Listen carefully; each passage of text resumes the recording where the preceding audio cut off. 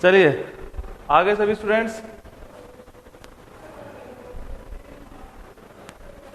हाँ 15 page again, हाँ बिल्कुल 15 पेज वाला ये वापिस आ चुका है, 15 पेज अगेन वाला।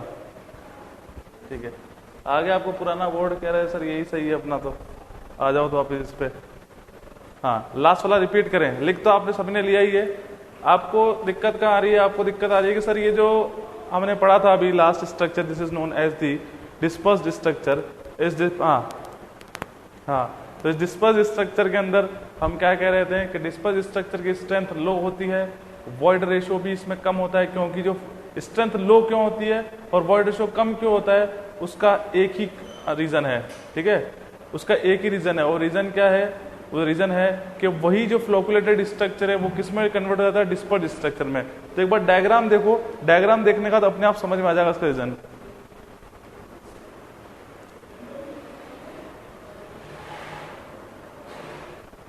हर दिन चश्मा नहीं पहनते थे, आज थोड़ा सिर दर्द कर रहा है इसलिए पहन लिया। हाँ एग्जाम्पल की अगर बात करें तो एग्जाम्पल लिखेगा लेकेस्ट्राइन क्ले, ये है आपका एग्जाम्पल। और किस तरह से होता है ये स्ट्रक्चर? तो ब्रिक मैसनरी सभी ने पढ़ा है भाई, बीएमसी और बीएमसी के अंदर ब्रिक मैसनरी, तो बड़ा ही कॉमन सा टॉपिक है, सबने देखा होगा। बस उस ब्रिक मैसनरी की तरह ही इसका स्ट्रक्चर होता है और कुछ नहीं है। इसमें कैसे कनेक्टेड होते हैं? Face to face. तो हर एक के ऊपर एक हमने रख दिया, कैसे कनेक्टेड हैं? Face to face.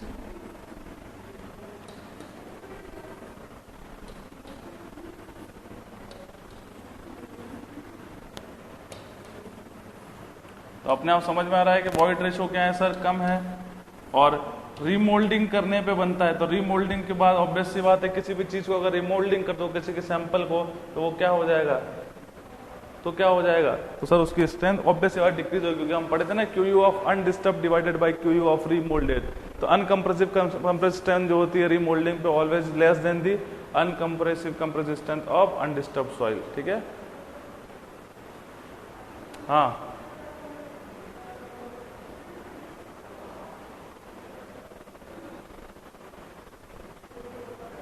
कन्वर्ट कैसे होता है भैया? अगर वाटर कंटेंट अगर आपका चेंज हुआ तो स्ट्रक्चर क्या हो जाएगा?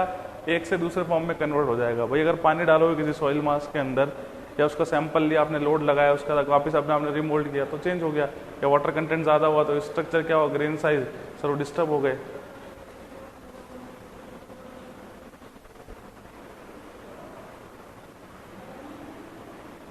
फिर कहां से स्टार्ट करें? यहीं से स्टार्ट करें, ये पहली ही स्लाइड है। ठीक है, अब क्या बात कर रहे हैं कि स्ट्रक्चर में जो चार्ज होता है वो रिपल्सिव होगा। रिपल्सिव चार्ज का मतलब समझ में आ गया होगा कैसे? ये पॉजिटिव है तो ये नेगेटिव, ये नेगेटिव, ये पॉजिटिव, ये पॉजिटिव, ये नेगेटिव, नेगेटिव, पॉजिटिव, ऐसे चलते रहो।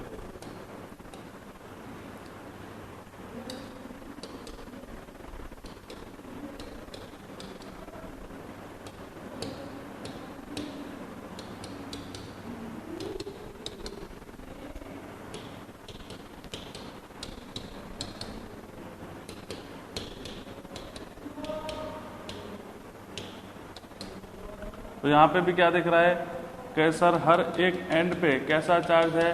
सेम चार्ज है। और सेम चार्ज क्या करते हैं सर? सेम चार्ज जो हमारे रिपेल करते हैं, ये सेम चार्ज क्या करते हैं? रिपेल करते हैं। और एग्जाम्पल कैसा है? लेकेस्ट्राइन क्ले इसका एग्जाम्पल है।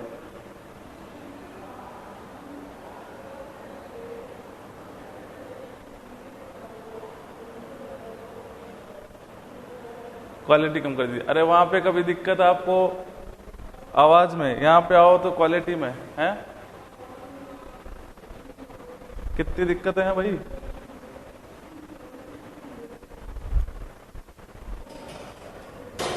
जल्दी से नोट करिएगा। हाँ आवाज सही आ रही है ना? बिल्कुल गुड।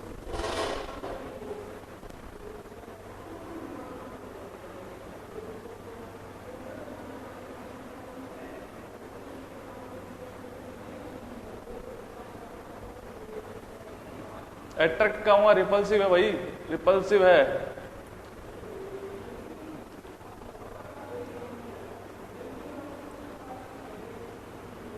चलें आगे।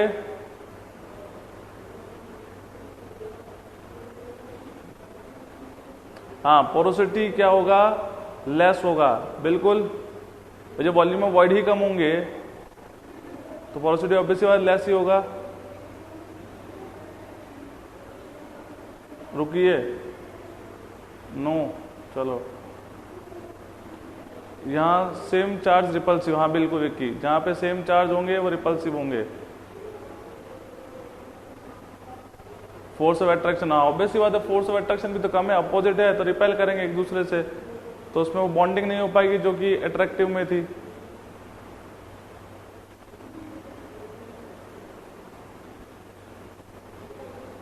नोट करने दो, हाँ कर लो।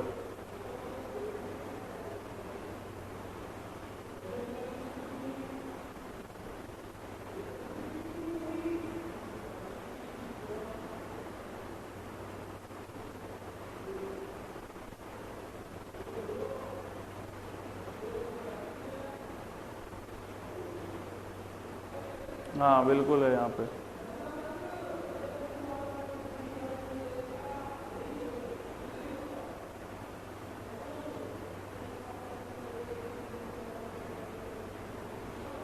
चलिए अब आते हैं अपन नेक्स्ट पे। तो नेक्स्ट अब आते हैं कंपोजिट सॉइल के स्ट्रक्चर पे। तो अभी हम क्या देख रहे थे, अब हम देख रहे थे एक पर्टिकुलर सॉइल के स्ट्रक्चर देख रहे थे, और अब हम आएंगे कंपोजिट सॉइल के स्ट्रक्चर पे। तो लिखिएगा structure of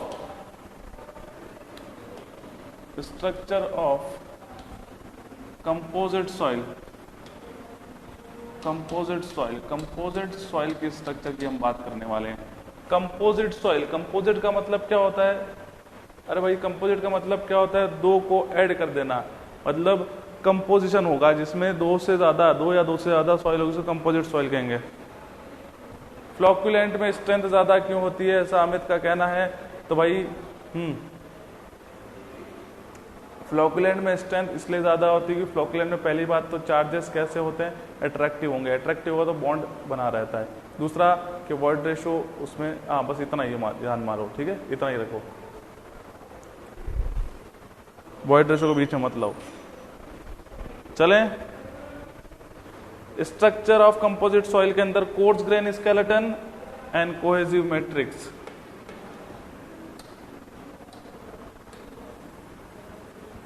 course grain skeleton and cohesive matrix, ये तो नहीं पूछता अपने एसएससी वगैरह एग्जाम में, तो फिर भी पढ़ लो। एसएससी के एग्जाम में लास्ट टू लास्ट क्वेश्चन जो है वो आपका सिंगल हो गया, हनीकॉम्ब हो गया, फ्लोक्युलेट डिस्पर्स हो गया, ठीक, यहाँ पे नहीं पूछता। तो इसमें देख लीजिएगा फिर भी एक बार के कंपोजिट स्ट्रक्चर की बात आ रही है। कंपोजिट का मतलब हो जाए दो या दो सॉइल से मिलकर बना, उसे बोलते हैं कंपोजिट स्ट्रक्चर। इसमें होता है कोर्स ग्रेन स्केलेटन और कोहेसिव मैट्रिक्स होती है। तो इसमें देखिएगा यहाँ पे कोर्स ग्रेन स्केलेटन और एक तरफ लिख दो कोहेसिव मैट्रिक्स। तो इसके अंदर कोर्स ग्रेन स्केलेटन में क्या होगा कि कोर्स पार्टिकल जो होंगे वो एक दूसरे से क्या होंगे, कनेक्टेड होते हैं इसके अंदर कुछ इस तरह से। अभी रुको, तुम गड़बड़ कर दोगे फिर, यहाँ नेक्स्ट पेज पे चलते हैं, यहाँ पे करें, नहीं तो उसमें लिख दोगे। यहाँ पे लिखोगा कोर्स ग्रेन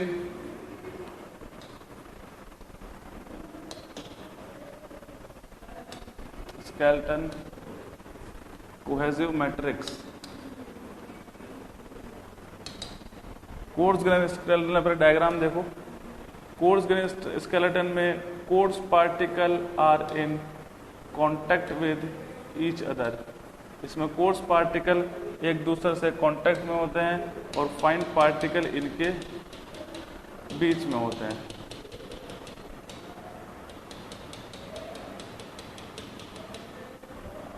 डन हुआ? किसकी बात कर रहे हैं? कोर्स ग्रेन स्केलेटन की बात कर रहे हैं। इसमें लिखिएगा coarse grain particles are in contact with each other.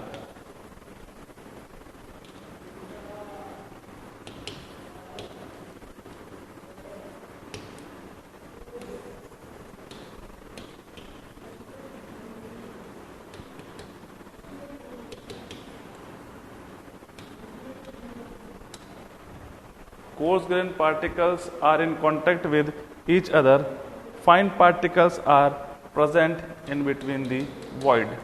Fine particles are present in between the voids. Done हुआ। नेक्स्ट लिखिएगा लेस कंप्रेसिबल होगा। ये कैसा होगा? Less compressible. लेस कंप्रेसिबल होता है क्यों? क्योंकि कोर्स ग्रेन तो अपने आप में क्या है सर, एक दूसरे से कनेक्टेड है ही है, तो अब कंप्रेसिबल क्या होगा? लेस कंप्रेसिबल होगा। फिर कोहेसिव मैट्रिक्स की बात करें तो कोहेसिव मैट्रिक्स में क्या होता है कि ये जो कोर्स पार्टिकल होते हैं ये एक दूसरे से क्या होते हैं सर? दूर होते हैं, और इनके बीच में जो होगा वो क्या होंगे?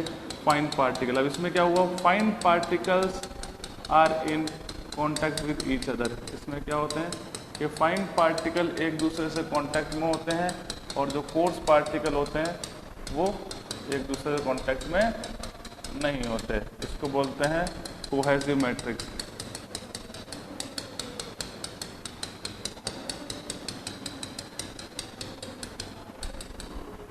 आ गया समझ में? इसमें क्या होगा? Fine particles are in contact with each other and coarse particle जो है वो एक दूसरे के कांटेक्ट में नहीं होंगे। पर ये कैसा होगा? ये मोर कंप्रेसिबल होगा। ठीक है, मोर कंप्रेसिबल होगा। तो यहाँ पे लिखिएगा majority of the particle is fine particles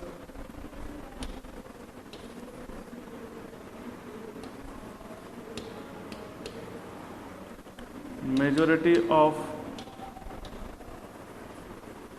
particles are fine particles। Majority of the particle कैसे होंगे सर? फाइन पार्टिकल होंगे, और coarse particle are present in between the fine particles. Coarse particles are present in between the fine particles. ठीक है, इतना note करिएगा। फिर एक चीज और अगर नोट करेगा, जो कैसा होता है ये मोर कंप्रेसिबल होता है। मोर कंप्रेसिबल, मोर कंप्रेसिबल। फाइन पार्टिकल्स में क्या कह रहे हैं? कंप्रेशन ज्यादा होगा। बेटा फाइन पार्टिकल पे कंप्रेशन डिपेंड नहीं करता। यहाँ पे जो कंप्रेशन डिपेंड कर रहा है ये वॉल्यूम ऑफ वॉइड पे डिपेंड कर रहा है।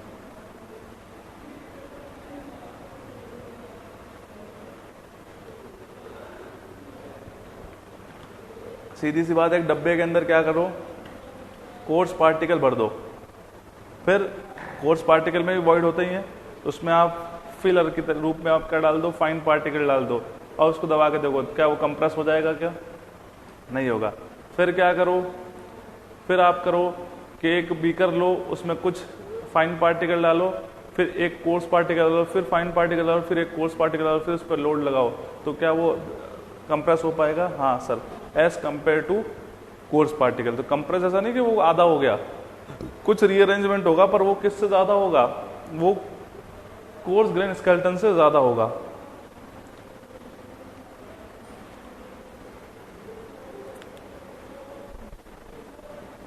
हाँ, समझ क्या करें सर? सेकंड पेज पे जाएं। अरे सेकंड पेज पे दो नाम लिखे हैं बस। स्ट्रक्चर ऑफ कंपोजिट सॉइल, दो नाम लिखे हुए, स्ट्रक्चर ऑफ कंपोजिट सॉइल। उसमें पहला कोर्स ग्रेन स्केलेटन और दूसरा कोहेसिव मैट्रिक्स।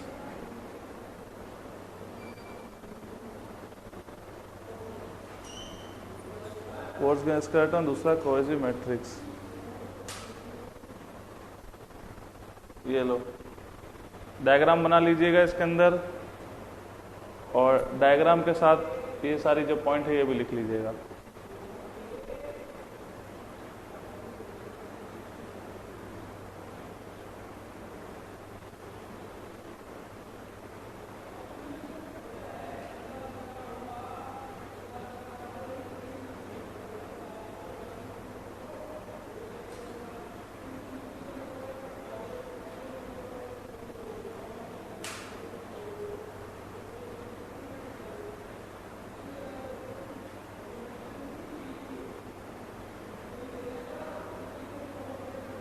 डन। हाँ लेस और मोर समझाइए। अरे भाई अभी बताया था एग्जाम्पल देके बताया था आपको कि कोर्स पार्टिकल अगर एक दूसरे के जुड़े हुए हैं, उनके बीच जो फाइन पार्टिकल्स हैं, तो उसको कंप्रेस जब करोगे तो वो लेस कंप्रेसिबल होगा, और जब फाइन पार्टिकल के बीच में कुछ कोर्स पार्टिकल है जब कंप्रेस करोगे तो मोर कंप्रेसिबल होगा। तो यही कहानी है भाई। एक बीकर का एग्जाम्पल लेके समझाया था, ना? अभी भी क्लियर नहीं हुआ भाई। कोर्स पार्टिकल में क्या होता है, वॉल्यूम ऑफ वॉइड्स कम होते हैं, वो फाइन पार्टिकल्स में क्या होते हैं, वॉल्यूम ऑफ वॉइड ज्यादा होते हैं। तो ऐसे समझ लीजिए, जिसमें ज्यादा वॉल्यूम ऑफ वॉइड उतना ही ज्यादा कंप्रेसिबल। बस वॉल्यूम ऑफ वॉइड ज्यादा, कंप्रेसिबिलिटी ज्यादा, वॉल्यूम ऑफ वॉइड कम तो कंप्रेसिबिलिटी कम। अब हुआ क्लियर कि नहीं हुआ? हो जाएगा, प्रीवियस वीडियो अपलोड हो जाएगा।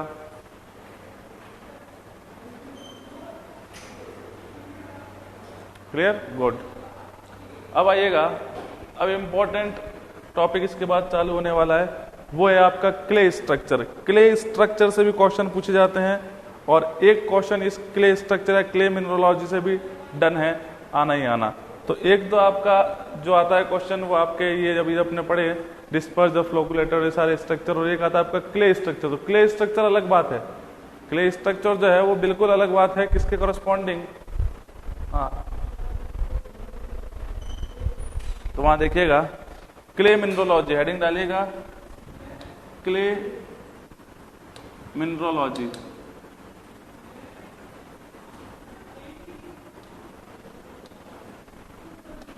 क्ले मिनरोलॉजी, क्ले मिनरोलॉजी में क्या देखना है कि जो क्ले स्ट्रक्चर होता है ये किससे मिलकर बनता है। साउंड आ तो रहा है बेटा? साउंड आ रहा है बिल्कुल।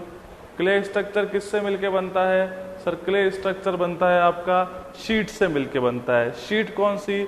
एक तो सिलिका की शीट होती है, एक एल्यूमिना की शीट होती है मेजर, बाकी गिप्साइट की भी होती है, मैग्नीशिया की भी होती है, आयरन की, फेराइट भी होती है, रूसाइट भी होती है, कई सारी शीट होती है। बस सिलिका और नहीं उसका पार्ट, हाँ उसी का पहला जो आपने 4th चैप्टर पढ़ा सॉइल स्ट्रक्चर, उसका एक पार्ट खत्म, एंड क्ले मिनरल्स। तो क्ले मिनरल का ये स्ट्रक्चर है ना, ये हाफ पार्ट है अब ये। तो यहाँ पे 2 शीट होती है, सिलिका की शीट होती है और एक एल्यूमिना की शीट होती है। सिलिका और एल्यूमिना की शीट से मिलके ही क्या बनता है हमारा, क्ले मिनरल्स बनते हैं। तो याद रखिएगा क्ले मिनरल्स 3 ही तरह के होते हैं। सबसे पहला क्वेश्चन चाहिए आता है कौन से, एलाइट, क्योलिनाइट एंड मोंटमोरेलाइट। एलाइट, क्योलिनाइट और मोंटमोरेलाइट, इसके अलावा कोई भी दिख जाए तो वो क्ले मिनरल नहीं है, वो सैंड का मिनरल है। जैसे क्वार्टजाइट कई बार ऑप्शन में दिखता है, तो क्वार्टजाइट जो है वो सैंड का हो गया है ना। हम बात कर रहे हैं क्ले का, तो लिखिएगा क्ले मिनरोलॉजी के अंदर all clay minerals are made up of 2 fundamental units. All clay minerals are made up of 2 fundamental units. 2 fundamental units से मिलके क्या बनता है हमारा, क्ले मिनरल बनता है। ठीक है, ये याद रखिएगा। और फंडामेंटल यूनिट कौन सी है बताया था आपको, पहली तो होती है silica sheet, first is silica sheet and another one is the alumina sheet. तो सिलिका और एल्यूमिना शीट ये रेस्पॉन्सिबल होती है किसी भी क्ले मिनरल को बनाने के लिए, उसका स्ट्रक्चर के फॉर्मेशन के लिए। ठीक है, तो यहाँ पे देखिएगा सिलिका शीट और सेकंड जो है वो एल्यूमिना शीट है। तो फर्स्ट हम डील करते हैं सिलिका शीट से कि क्या होती है सिलिका शीट, किस तरह का स्ट्रक्चर होता है, कैसा दिखता है ना। तो यहाँ पे आ गए अपन सिलिका शीट के ऊपर। सिलिका शीट की बात करें तो सिलिका शीट में पहला पॉइंट आप क्या लिख सकते हो, it is a tetrahedral unit. होती है ये। ठीक है, इस टेट्राहेड्रल यूनिट में क्या होता है कि सर इसके अंदर 4 ऑक्सीजन एटम इनक्लोज होते हैं एक सिलिका एटम को। एक सिलिका एटम बीच में होता है और 4 ऑक्सीजन एटम उसके बाहर होते हैं। ठीक है, तो 4 ऑक्सीजन एटम इनक्लोज अ सिलिका एटम, तो टेट्राहेड्रल यूनिट होती है। तो पहला क्वेश्चन तो ये आता है कि सिलिका शीट कैसी यूनिट है, it is a tetrahedral unit होती है। तो लिखिएगा इसके अंदर it is a tetrahedral unit.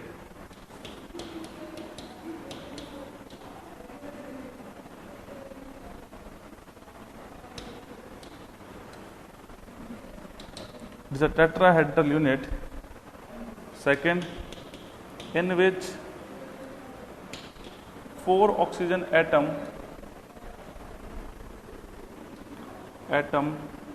encloses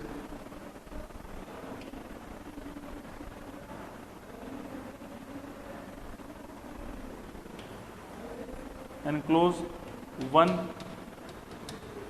silica atom. इसमें 4 ऑक्सीजन के एटम के बीच में क्या होता है, एक सिलिका एटम होता है। It is a tetrahedral unit in which 4 oxygen atom enclose a silica atom. ठीक है। इसमें अगर शेप की बात करें तो शेप जो होता है वो शेप कैसा होता है आपका, ट्रेपेजॉइडल, ट्रेपेजॉइडल शेप होता है। कुछ इस तरह से दिखता है ये सिलिका एटम। अगर वो उस तरह से देखें, थोड़ा सा स्ट्रक्चर की फॉर्म में देखें तो कुछ ऐसे दिखता है, ये है ना, ये 1, ये 2, ये 3 और ये 4, और यहाँ पे होता है आपका सिलिका। क्लियर हुआ? तो अब इसको नोट करिएगा। तो ये पहली हुई है आपकी शीट जिसे बोलते हैं सिलिका शीट। तो ऑल क्ले मिनरल्स, कोई भी क्ले मिनरल्स हो, ये सब किससे मिलके बनते हैं, ये सिलिका शीट और एल्यूमिना शीट से मिलके बनते हैं। सिलिका शीट होती है इट्स अ टेट्राहेड्रल यूनिट। एक तो ये बड़ा इंपॉर्टेंट है कि कैसी है, एक टेट्राहेड्रल यूनिट होती है।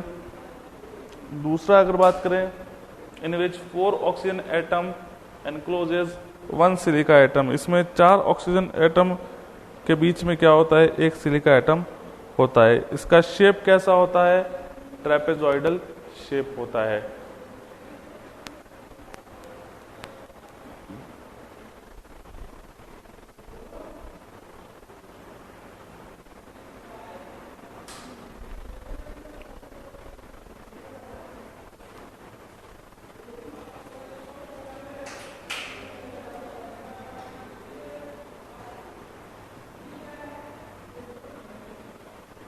हो गया? बताओ इसमें कोई दिक्कत है किसी को?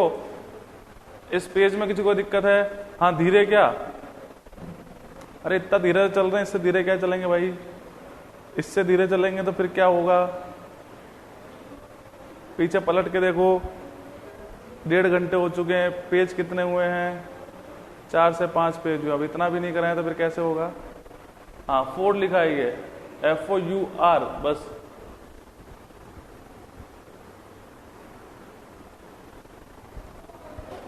Four oxygen atom enclose by 1 silica. हाँ,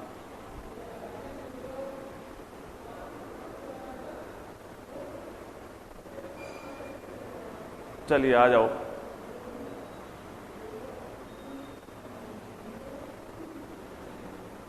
120 मिनट में 200 क्वेश्चन आते हैं। अरे क्या SSC की बात कर रहे हो भाई? टेट्राहेड्रल क्या है? टेट्रा का मीन्स होता है 4। भाई केमिस्ट्री पढ़े हो कि नहीं पढ़े हो? स्कूल टाइम पे केमिस्ट्री पढ़े हो कि नहीं पढ़े हो? उसको बोलते हैं टेट्रा, मतलब 4। उसमें होता है टेट्राहेड्रल यूनिट। ये सब वहीं की कहानियां हैं ये। तो पीछे जब पढ़े होंगे तो आगे चीजें समझ में आ रही होंगी। टेट्रा के मतलब 4, तो टेट्राहेड्रल यूनिट, इसमें 4 ऑक्सीजन के एटम, ये ऑक्सीजन के एटम है, इनके बीच में एक सिलिका एटम एनक्लोज होता है।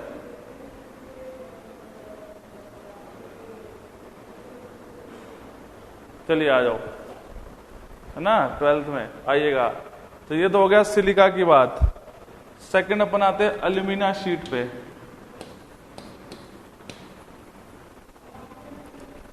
एल्यूमिना शीट, अगर एल्यूमिना शीट की बात करें तो इसमें क्या लिखेंगे? It is a octahedral unit. कैसी होती है?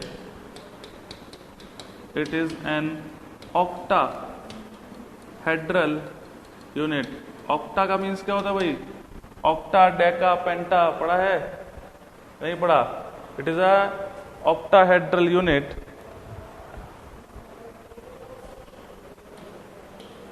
Aluminium comma iron comma magnesium atom is enclosed by 6 hydroxide atom.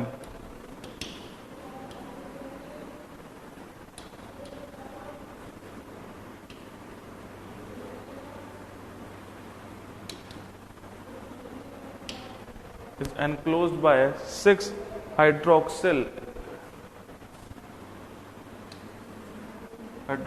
atom, ठीक है, to form an octahedral unit, ठीक है, बिल्कुल बिल्कुल, हेक्सा हेप्टा डेका ऑक्टा, सही है ना। तो इसके अंदर 6 हाइड्रोक्साइल एटम इनक्लोज करते हैं, एक एल्यूमिनियम हो चाहे बीच में, या आयरन हो, या फिर अपना मैग्नीज हो, ठीक है। और इसका शेप की बात करें तो कैसा होता है, रेक्टेंगुलर शेप होता है। शेप की अगर बात करें तो कैसा शेप होता है आपका, शेप जो होता है रेक्टेंगुलर शेप होता है, रेक्टेंगुलर शेप होता है इसका, कुछ इस तरह से होता है, ठीक है।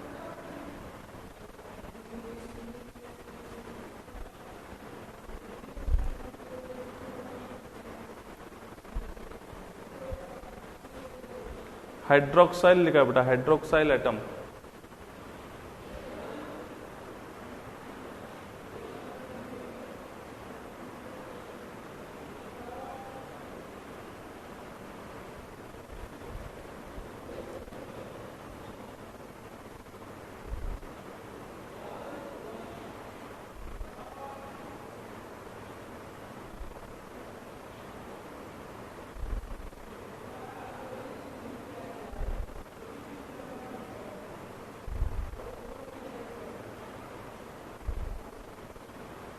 चलिए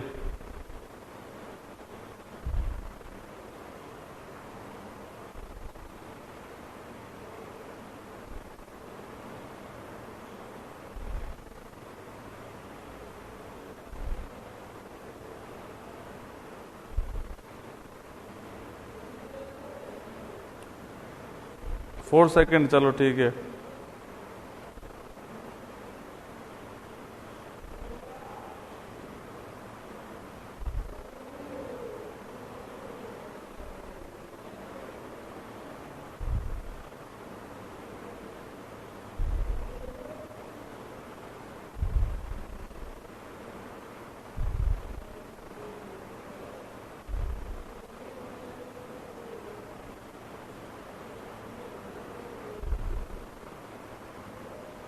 हो गया, चलो।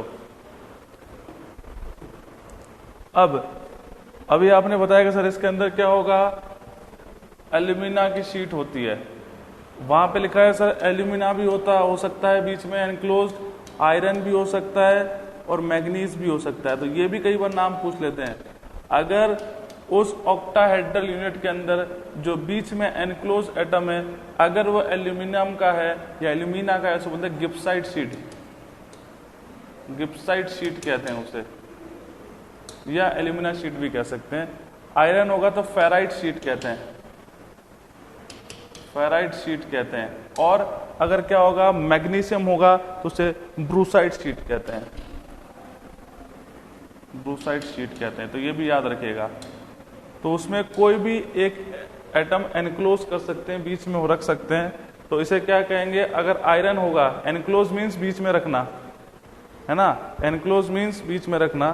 तो जिसके अंदर एल्यूमिना होगा तो गिब्साइट शीट, आयरन होगा तो फेराइट शीट, और आपका अगर मैग्नीशियम होगा तो ब्रूसाइट शीट। जल्दी से नोट करिएगा फास्ट।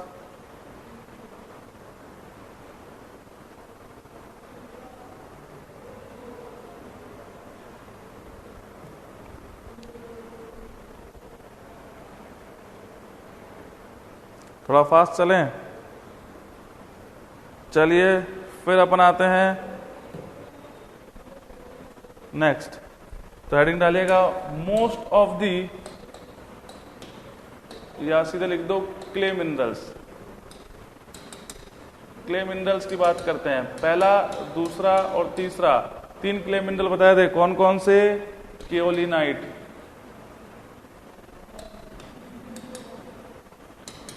मिनरल, फिर मोंट मोरिलोनाइट मिनरल या क्ले मिनरल बोल सकते हो, और एलाइट मिनरल या एलाइट क्ले मिनरल। ठीक है, नाम लिखिए, केओलिनाइट, मोंट मोरिलोनाइट and elite mineral.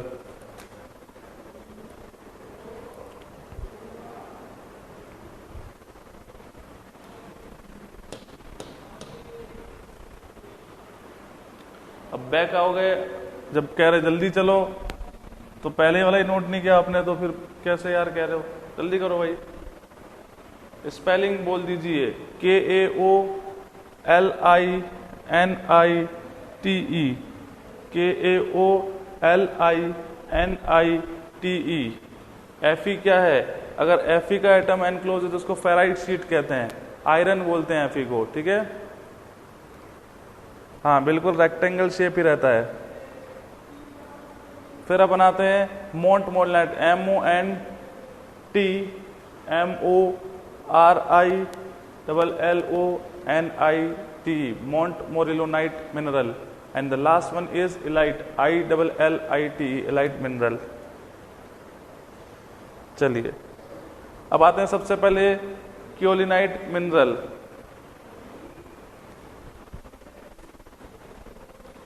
First is kaolinite clay mineral. तो ये 3 ही होते हैं, याद रखिएगा पहले तो। अगर कोई भी अलग ऑप्शन दिख जाए तो क्ले मिनरल नहीं होगा, ऐसा नहीं कि सर होता होगा, होता नहीं है, 3 ही होते हैं। केओलिनाइट की अगर बात की जाए तो इसमें पहला पॉइंट कि ये किससे बनती है? 1 सिलिका और 1 एल्यूमिना शीट से मिलकर बनती है, 1:1।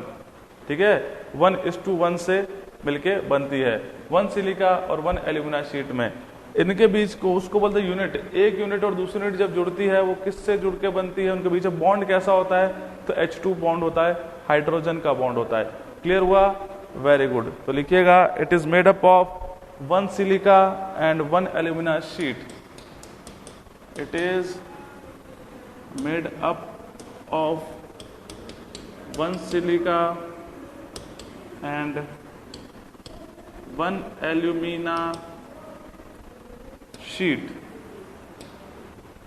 एक सिलिका और एक एल्यूमिना शीट से मिलकर बनती है।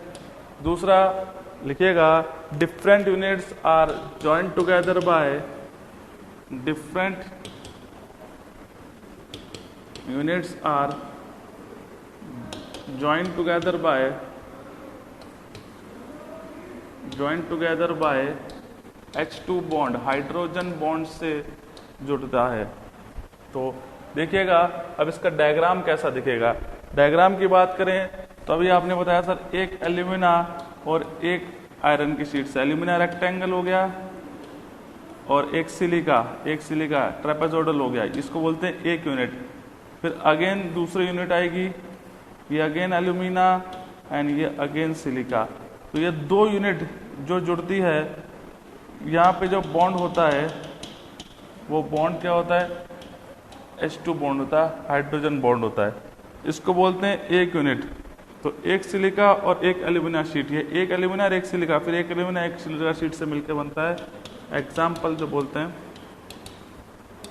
चाइना क्ले, एग्जाम्पल जो है चाइना क्ले। तो अगर बात करें स्ट्रॉन्गेस्ट क्ले मिनरल तो वो कौन सा होगा?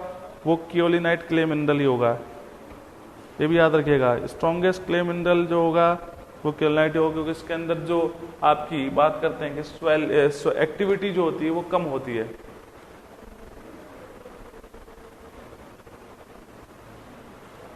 नहीं, आयनिक बॉन्ड इसमें नहीं होता बेटा, आयनिक बॉन्ड जिसमें नहीं होता है, इसमें हाइड्रोजन बॉन्ड होता है। आयनिक बॉन्ड इलाइट में होता है। 2 सेकंड के लिए बैक करें, बिल्कुल कर देंगे, इसको तो नोट कर लो पहले। एक्टिविटी जो होती है भाई सबसे कम होती है इसकी, इसलिए इसको स्ट्रॉन्गेस्ट कहते हैं। कितनी होती है? 0.38। स्ट्रॉन्गेस्ट बॉन्ड अगर क्ले मिनरल कहते हैं तो कौन सा होगा? स्ट्रॉन्गेस्ट क्ले मिनरल होता है आपका क्योलिनाइट, क्योंकि एक्टिविटी जो है मतलब वॉल्यूम एक्सपेंशन जो सबसे कम होता है 0.38 होती है इसकी एक्टिविटी, ये भी याद रखिएगा। AC जो होता है ना एक्टिविटी, ये 0.38 होती है इसकी एक्टिविटी, इसलिए स्ट्रॉन्गेस्ट कहा जाता है इसे। एग्जाम्पल मिल रहा है चाइना क्ले, चीनी मिट्टी नहीं होती, चीनी मिट्टी जिसके आपके पॉट वगैरह बनते हैं, कप्स बनते हैं चाइना क्ले के।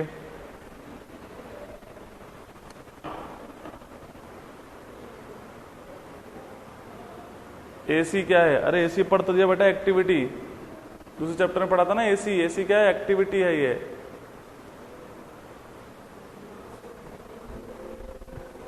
नोट हो गया? जल्दी से बताइएगा।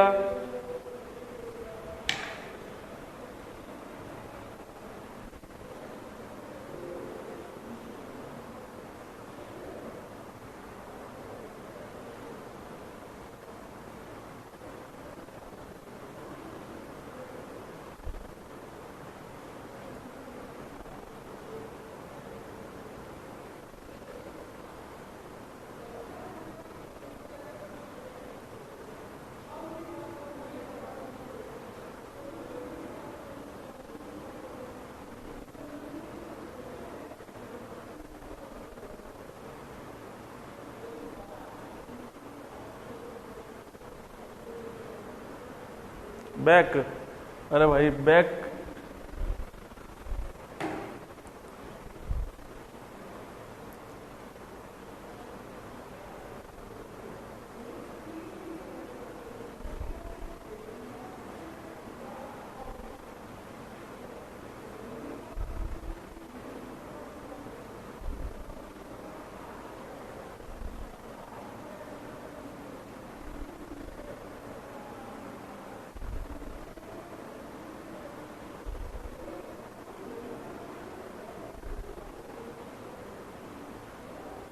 चलिए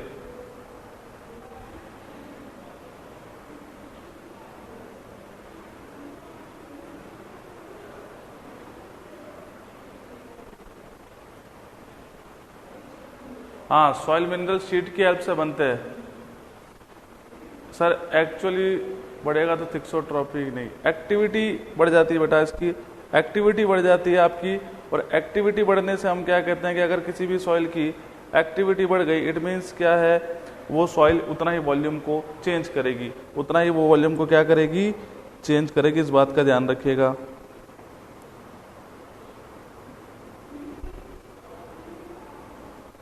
चलें आगे, नेक्स्ट पे जल्दी बताओ, fast.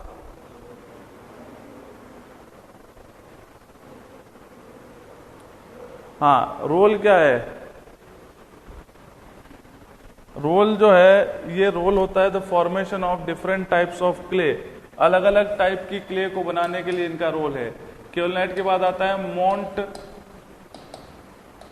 मोरिलोनाइट, montmorillonite clay mineral, montmorillonite clay mineral.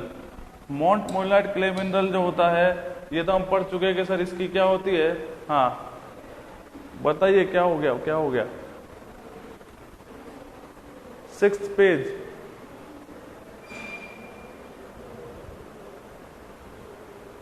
नहीं, दो शीट्स जो होती हैं वो जुड़ी भी होती हैं किससे? H2 बॉन्ड से, हाइड्रोजन पॉइंट से, ठीक है। ब्लैक कॉटन, हाँ बिल्कुल, मोंट मोरिलोनाइट जो होता है वो ब्लैक कॉटन सॉइल की बात हो रही है, मोंट मोरिलोनाइट। और it is made up of किसके? It is made up of 2 silica and 1 alumina sheet. ये 2 सिलिका और 1 एल्यूमिना शीट से बनता है। तो यहाँ पे क्या लिखते हैं? 2:1, 2 सिलिका और 1 एल्यूमिना शीट से मिलके बनता है। और इनके बीच की different units are joined together by H2O bond, water bond से जुड़ी होती हैं, वाटर बॉन्ड, ठीक है। कौन सा बॉन्ड होता है इनके बीच में? क्वेश्चन पूछ लेता है, वाटर बॉन्ड, ठीक है। hence such soil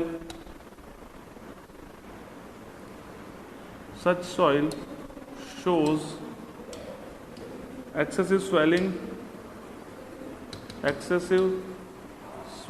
and shrinkage property.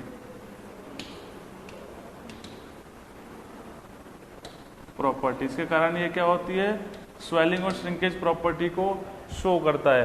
Activity जो होती है भाई, एक्टिविटी जो होती है इसके अंदर बहुत ज़्यादा होती है, वॉल्यूम चेंज इसमें बहुत ज़्यादा होता है, इस बात का ध्यान रखिएगा। अगर बात करेंगे सर बहुत ज़्यादा, कितना ज़्यादा होता है, तो 7.2 के समथिंग होता है। कितना होता है आपका, 7.2 होता है, 7.2 लिख दीजिएगा।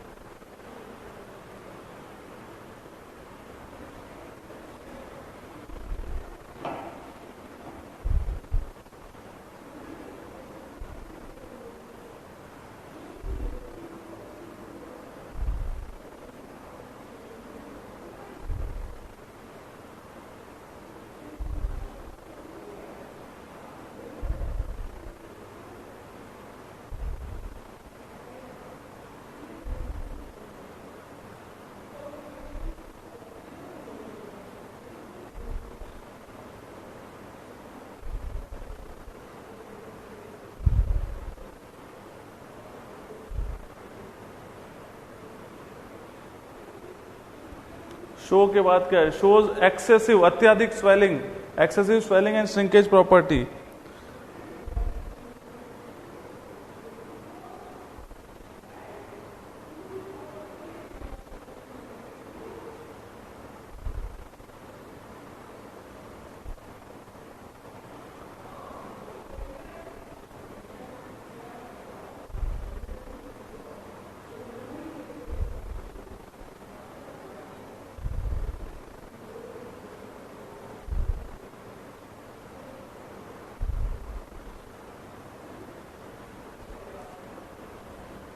एक्टिव सॉइल हो गई, क्या क्या बोल रहे हैं,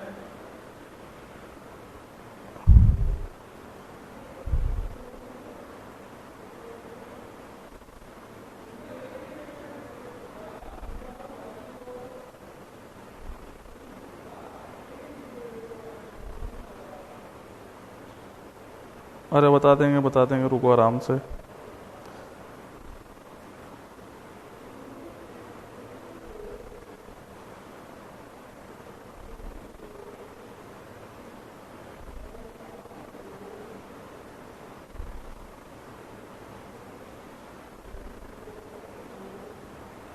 केल्नाइट में आप थिकनेस पूछ रहे हैं, ऐसा 7.2 एंगस्ट्रॉम होती है, 7.2 एंगस्ट्रॉम होती है। चलिए हो गया नोट सभी का, आ जाएं। ये हो गया मोंटमोनलाइट। डायग्राम देखिएगा मोंटमोनलाइट का, 2 सिलिका और 1 एल्यूमिना शीट से। सिलिका कैसा होता है, ट्रेपेजॉइडल होता है। 1 एल्यूमिना शीट एल्यूमिना रेक्टेंगल होती है। फिर यह सिलिका शीट, अगेन ये तो हो गई एक यूनिट, इसको बोलते हैं यूनिट। ये यूनिट और दूसरी यूनिट ये जो होती है एक दूसरे से जुड़ी हुई होती है with the help of which bond, with the help of H2O bond, water bond होता है, वाटर बॉन्ड होता है, ठीक है। एग्जाम्पल अगर बात करें तो क्या होता है, black cotton soil, black cotton soil, done, note कर दीजिएगा।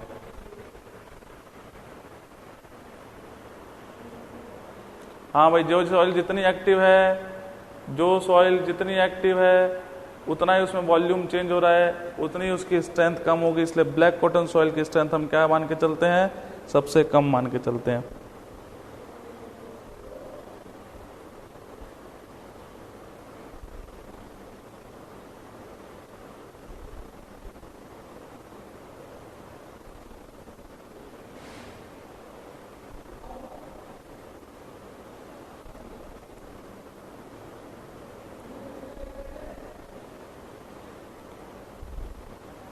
हो गया। हाँ बिल्कुल, H2O लिखा है, water bond, H2O bond, water bond.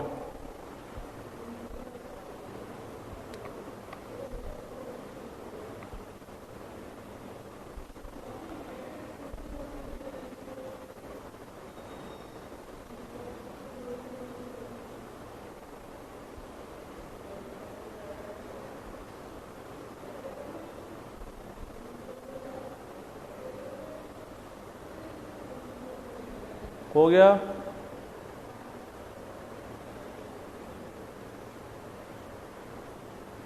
अरे यार क्या दिक्कत हो गई, जब धीरे पढ़ा रहे हैं तो धीरे चल रहा है, फिर थोड़ा सा तेज करा तो फिर अब तेज चल रहा है।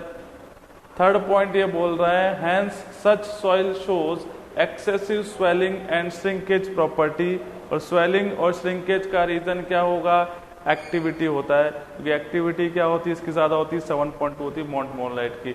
2:1 तो 2 सिलिका हो गया और 1 एल्यूमिना शीट हो गया, 2 सिलिका हो गया 1 एल्यूमिना शीट हो गया, इसको बोलते हैं 1 यूनिट। तो ये different units are joined together by a bond of H2O, water bond.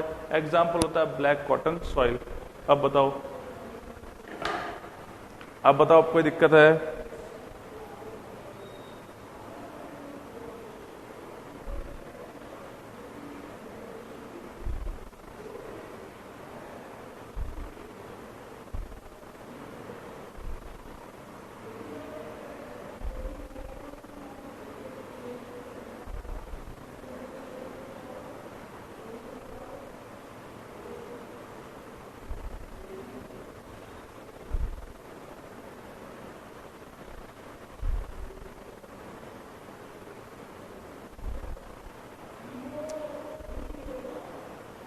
हाँ क्या बोल रहे हो? हेलो साइड को ये कोई स्टूडेंट पूछ रहा था, किसने लिखा था कि हेलो साइड कहीं पूछा था ना? हेलो साइड, अरे हेलो साइड कुछ नहीं, हेलो साइड केओलिनाइट ग्रुप का ही एक मिनरल है, उसी के ग्रुप का ही मिनरल है, ठीक है, केओलिनाइट ग्रुप का ही मिनरल है। चलिए, ब्लैक कॉटन और बेंटोनाइट सब इसके एग्जाम्पल है। फिर अपन आते हैं नेक्स्ट जो थर्ड वन है, थर्ड है आपका इलाइट। इलाइट भी जो होता है, इलाइट क्ले मिनरल या इलाइट मिनरल जो होता है, ये भी किससे बना होता है, 2:1। तो इसके अंदर 2 सिलिका और 1 एल्यूमिना शीट से मिलकर बना होता है, पर इसके डिफरेंट यूनिट्स जो जॉइंट टुगेदर होती है वो आयनिक बॉन्ड से होती है। वो कौन सा, जनरली पोटेशियम आयन का बॉन्ड होता है, ठीक है। एग्जाम्पल होता है एल्यूवियल सॉइल। अब लिख दीजिए सब चीजें इसके अंदर। It is made up of 2 silica sheet, it is made up of 2 silica sheet and 1 alumina sheet. Different units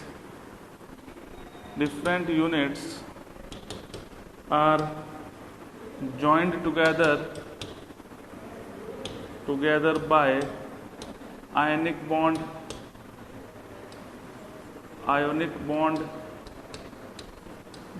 और कौन सा ion, K plus potassium ion से द्वारा जुड़ी होती है, ठीक है। एग्जाम्पल की बात करें, एल्यूवियल सॉइल, अगर एक्टिविटी की अगर इसकी बात करें तो एक्टिविटी कितनी होती है, 0.90। AC जो होती है इसकी 0.90। तो वीकेस्ट कौन सा हो गया, मोंटमोरलाइट, और स्ट्रॉन्गेस्ट कौन सा हो गया, केओलिनाइट हो गया, ठीक है, केओलिनाइट हो गया, जिसकी एक्टिविटी 0.38।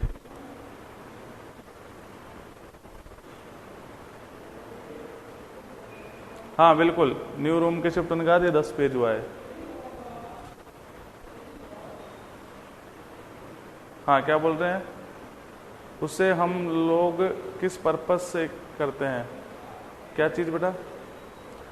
हेलोसाइट अगर जो पूछ रहा था वो केओलिनाइट ग्रुप का ही एक मिनरल है।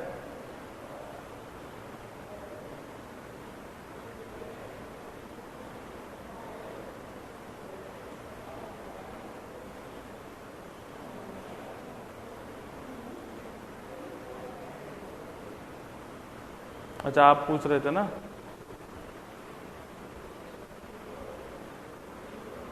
इन सभी सॉइल का, ये बेटा एक क्ले है और ये अलग अलग पर्पस के लिए यूज की जाती है।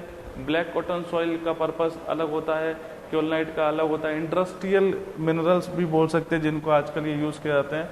तो चाहो तो यहाँ पे भी लिख लेना, वो अगर या बाद में लिख लेना, मैं बताता हूँ वहाँ पे, इसका डायग्राम बना लो। फिर एक चीज़ मैं बता दूंगा, हेलोसाइट भी होता है और सेमिसिटाइट भी होता है। तो सेमिसिटाइट जो है वो मोंटमोलाइट का है और हेलोसाइट क्योलनाइट का मिनरल है।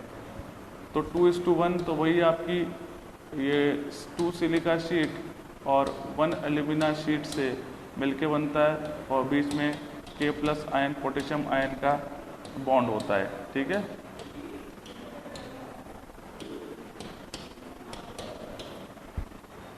नोट कर लीजिए।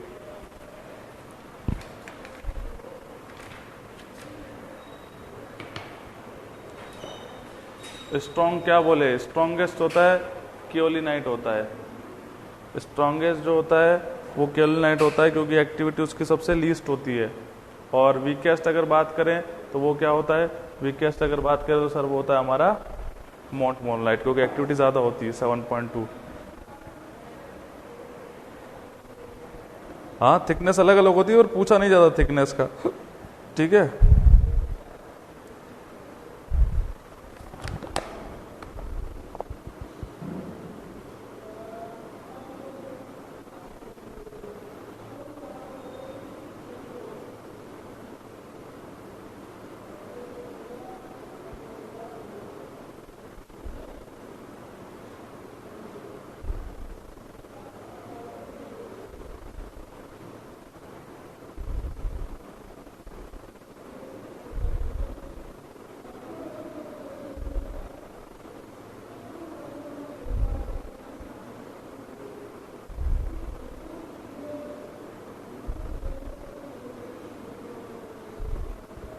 हो गया। पोटेशियम NPK जो होता है ना बेटा, ये NPK सोडियम हुआ, N नाइट्रोजन फास्फोरस और पोटेशियम NPK, ये सभी क्या है, न्यूट्रिएंट्स ही होते हैं, इसलिए इनके फर्टिलिटी इंक्रीज कर देते हैं। चलेगा, तो यहाँ पे या यहीं पे लिख देना इसके अंदर ही कि क्योलिनाइट के अंदर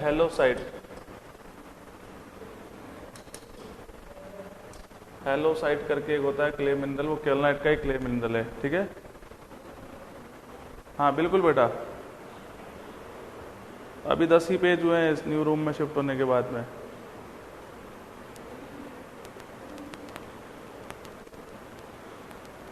HALLOYSITE, HALLOY, Y आएगा, OYSIT, हेलोसाइट लिख दीजिएगा। क्योलिनाइट का ही एक क्ले मिनरल है, उसको बोलते हैं हेलोसाइट।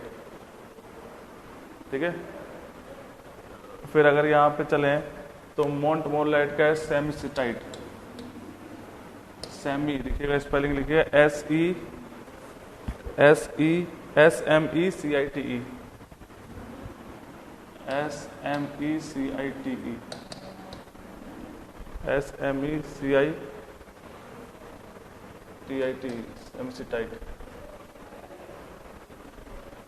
सेमिसिटाइट क्ले मिनरल। पोटेशियम आयन जो होता है, एक्टिविटी क्या बोल रहे हैं कि एलाइट की 0.38 होती है बेटा, 0.3 होती है, 38 एग्जैक्ट वैल्यू जो है 0.38 होती है एक्टिविटी की।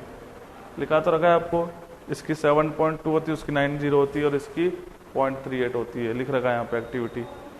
अगर पूछ ले तो बता देना 0.38 एक्टिविटी होती है, ये एक्टिविटी 7.2 होती है मोंटमोलाइट में, और एलाइट की बात करें तो उसमें 0.90 होती है एक्टिविटी।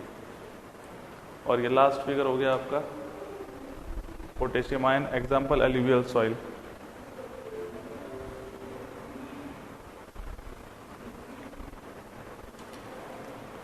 बीच बीच में बोल के एकदम से आप क्या करते हो, थोड़ा सा चल रहा है उसको चलने तो, कभी तेज कभी धीरे।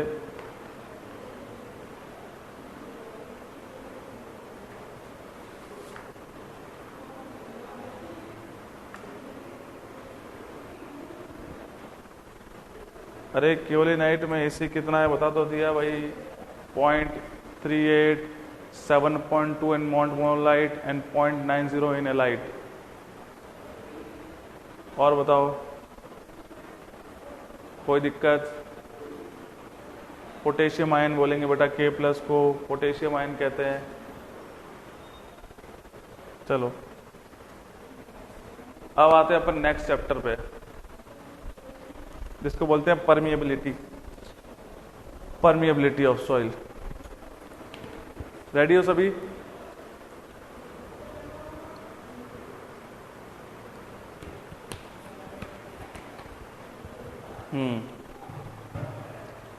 बिल्कुल रेडी रहना, ठीक है।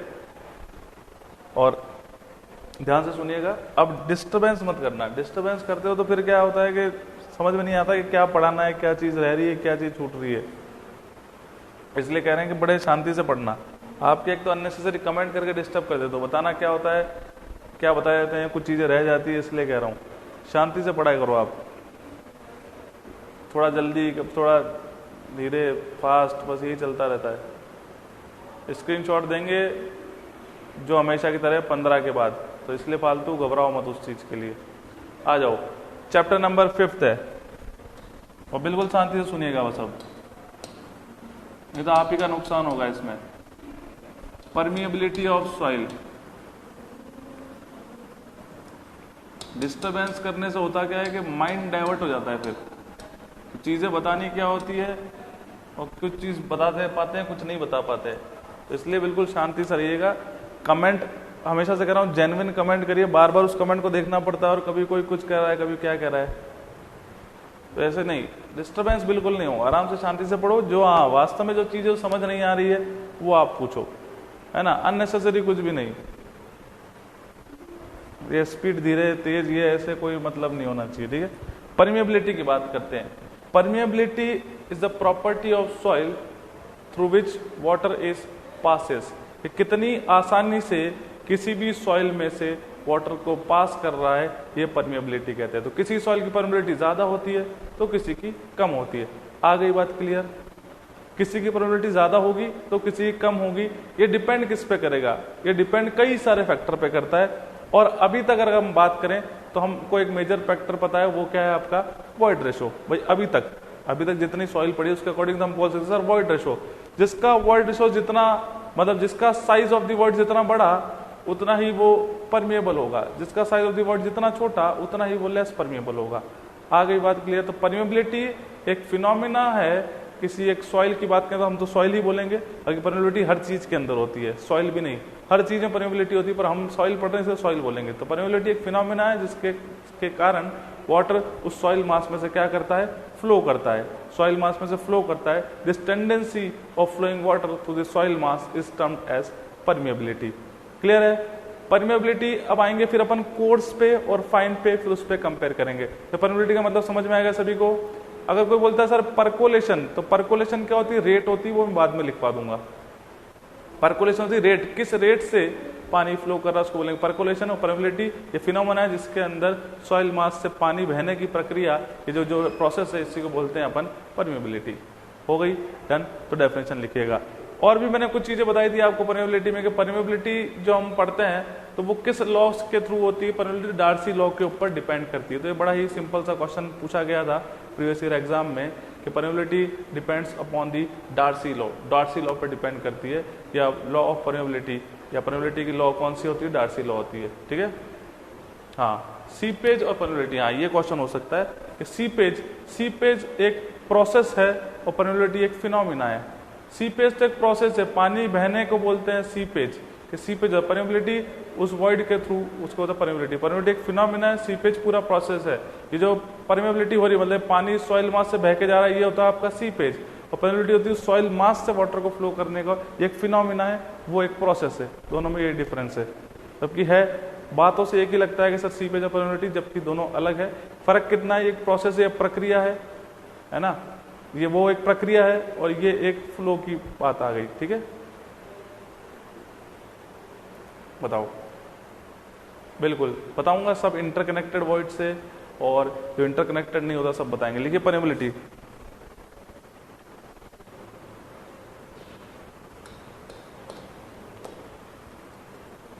परमिएबिलिटी, बड़े ध्यान से इसको डेफिनेशन को पढ़ना एक बार, जो मैं लिख रहा हूं। The permeability of a soil is a property, the permeability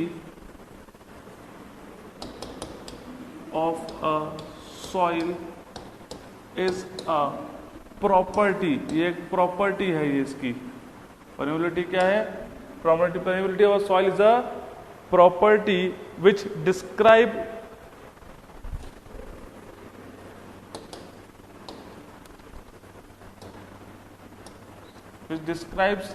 the ease, कि कितनी आसानी से किसी भी सॉइल मास में से वाटर को फ्लो कर सकते हैं, ठीक है।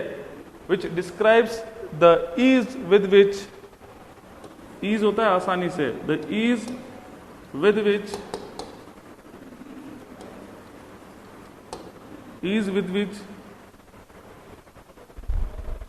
Water flows through the soil mass.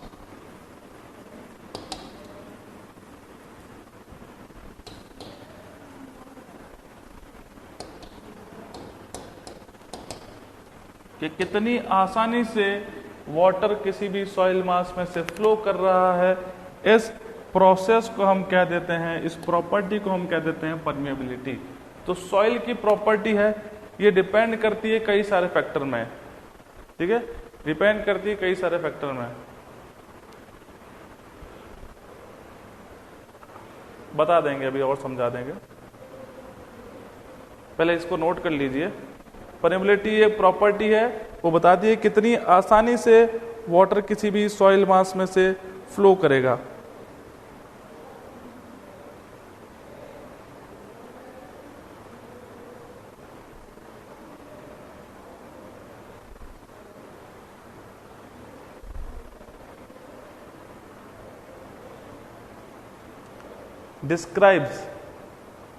describes the ease with which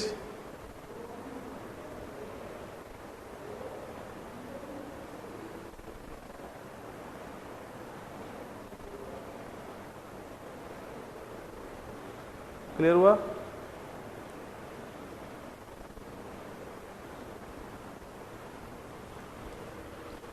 हाँ, हो गया सभी को? इतनी सी बात याद रखिएगा कि परमिएबिलिटी एक फिनोमिना है, एक प्रॉपर्टी है सॉइल मास की, और सीपेज एक प्रक्रिया है, एक प्रोसेस है, बस यही डिफरेंस है।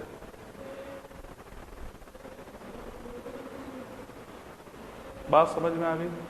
अरे पानी जो फ्लो कर रहा है ये सीपेज होता है, ये एक प्रोसेस है, ये प्रक्रिया है। परमिएबिलिटी उस पर्टिकुलर सॉइल मास की प्रॉपर्टी उसे बोलते हैं, या फिनोमिनन उसे बोलते हैं परमिएबिलिटी। अब आ गई समझ में जिनको नहीं आ रहा था? वो बाद में लिखाएंगे बिमलेश, परकोलेशन जो है ना, अगर आप बात कर रहे हो उसका। बात समझ में आ गई? परमिएबिलिटी तो एक क्या है आपका, फिनोमिना है, या फिर आपको कह सकते हैं प्रॉपर्टी है सॉइल की, और सीपेज जो है ये आपका एक प्रोसेस है।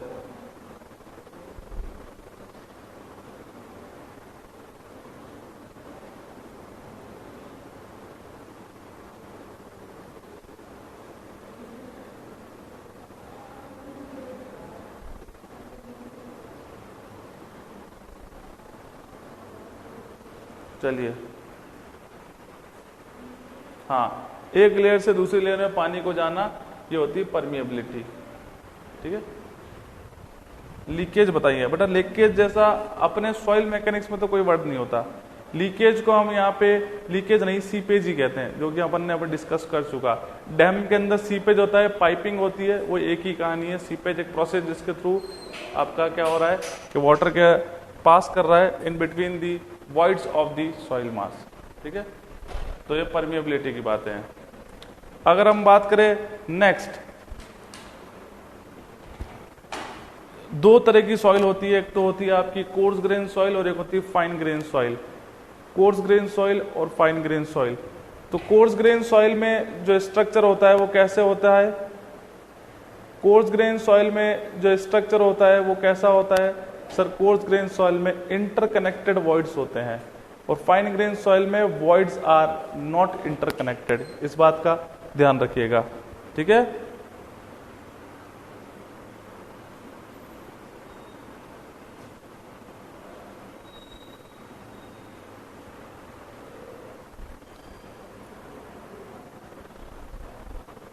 एक चीज ये हो गई सभी से। इंटरकनेक्टेड का मतलब समझ में आया? इंटरकनेक्टेड का मतलब समझ में आया कि अगर हम बात कर रहे हैं कोर्स ग्रेन सॉइल की, तो कोर्स ग्रेन सॉइल कुछ इस तरह से है आपके कोर्स ग्रेन सॉइल। इन कोर्स ग्रेन सॉइल के बीच में जो वॉइड होते हैं वो एक दूसरे से क्या होते हैं, जुड़े हुए होते हैं। इंटरकनेक्टेड का मतलब होता है जुड़े हुए होते हैं। पर अगर फाइन ग्रेन सॉइल की बात की जाए, फाइन ग्रेन सॉइल की बात की जाए, तो फाइन ग्रेन सॉइल में वॉइड इंटरकनेक्टेड नहीं होते। इस बात का ध्यान रखिएगा, ये इंटरकनेक्टेड नहीं होते। फिर ये थोड़े डिस्टेंस पे होते हैं, ये इंटरकनेक्टेड नहीं होते हैं। तो कोर्स ग्रेन सॉइल, क्वेश्चन पूछ लेते हैं कई बार कि course grain soil voids are interconnected, but in fine grain soil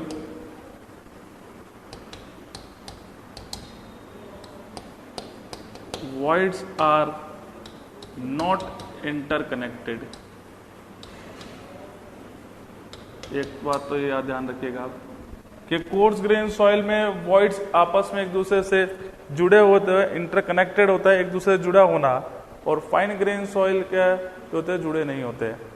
course grain soil क्या होती है, तो कोर्स ग्रेन सॉइल में ग्रेवल और सैंड आएगा, और फाइन ग्रेन सॉइल में सिल्ट और क्ले आएगा।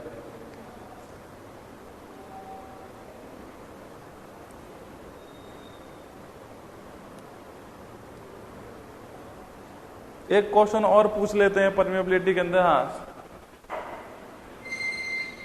सर, परमेबिलिटी तो कोर्स में ज्यादा होनी चाहिए, तो ऑब्वियस सी बात है होगी ना भाई, जिसमें वॉइड कनेक्टर होंगे इंटरकनेक्टेड से परमेबिलिटी ज्यादा होगी। अब एक और चीज चुनिएगा, हाँ डेफिनेशन के नीचे लिख दो, नोट डाल के लिख दो, ये इंपॉर्टेंट पॉइंट है जो मैं बता रहा हूं आपको। एक पॉइंट और मैं आपको भी डिस्कस कर रहा हूं, वो पॉइंट क्या है, वो पॉइंट ये है कि अभी हमने पढ़ा फ्लोकुलेटेड और डिस्पर्स स्ट्रक्चर इससे पहले, तो परमेबिलिटी किसकी ज्यादा होगी, फ्लोकुलेटेड की होगी या डिस्पर्स की होगी, ये भी कई बार पूछ लेते हैं, बताइएगा परमेबिलिटी किसकी ज्यादा होगी, फ्लोकुलेटेड की। वेरी गुड, तो ये भी पॉइंट लिख दीजिए। ये एक फर्स्ट पॉइंट हो गया, एक अपन लिख देते हैं second point.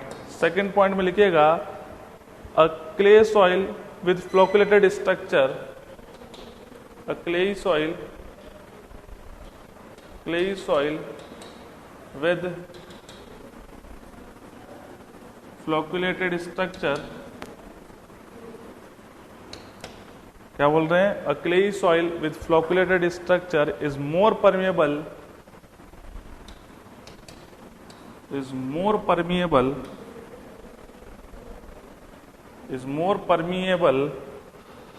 than the same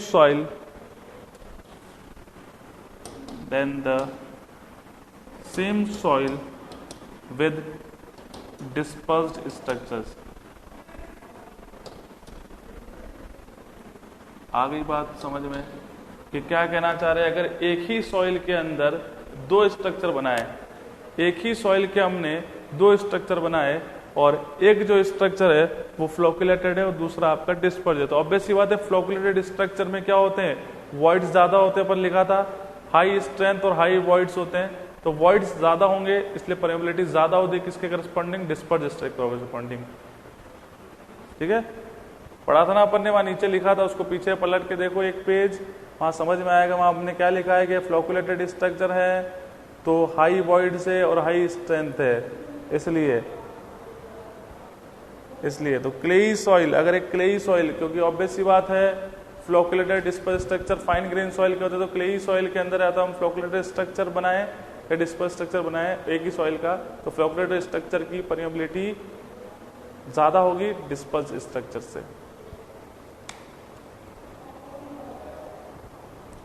तो इतना से याद रखिएगा, परमिएबिलिटी एक फिनोमिना या प्रॉपर्टी है और सीपेज एक प्रक्रिया या प्रोसेस है। बस सीपेज एक प्रोसेस है।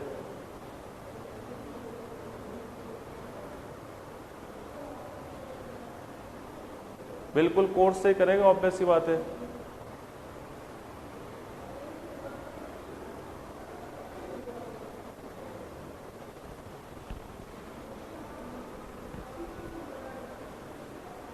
हो गया, 2 सेकंड के लिए बैक कीजिए, रुक जाइए।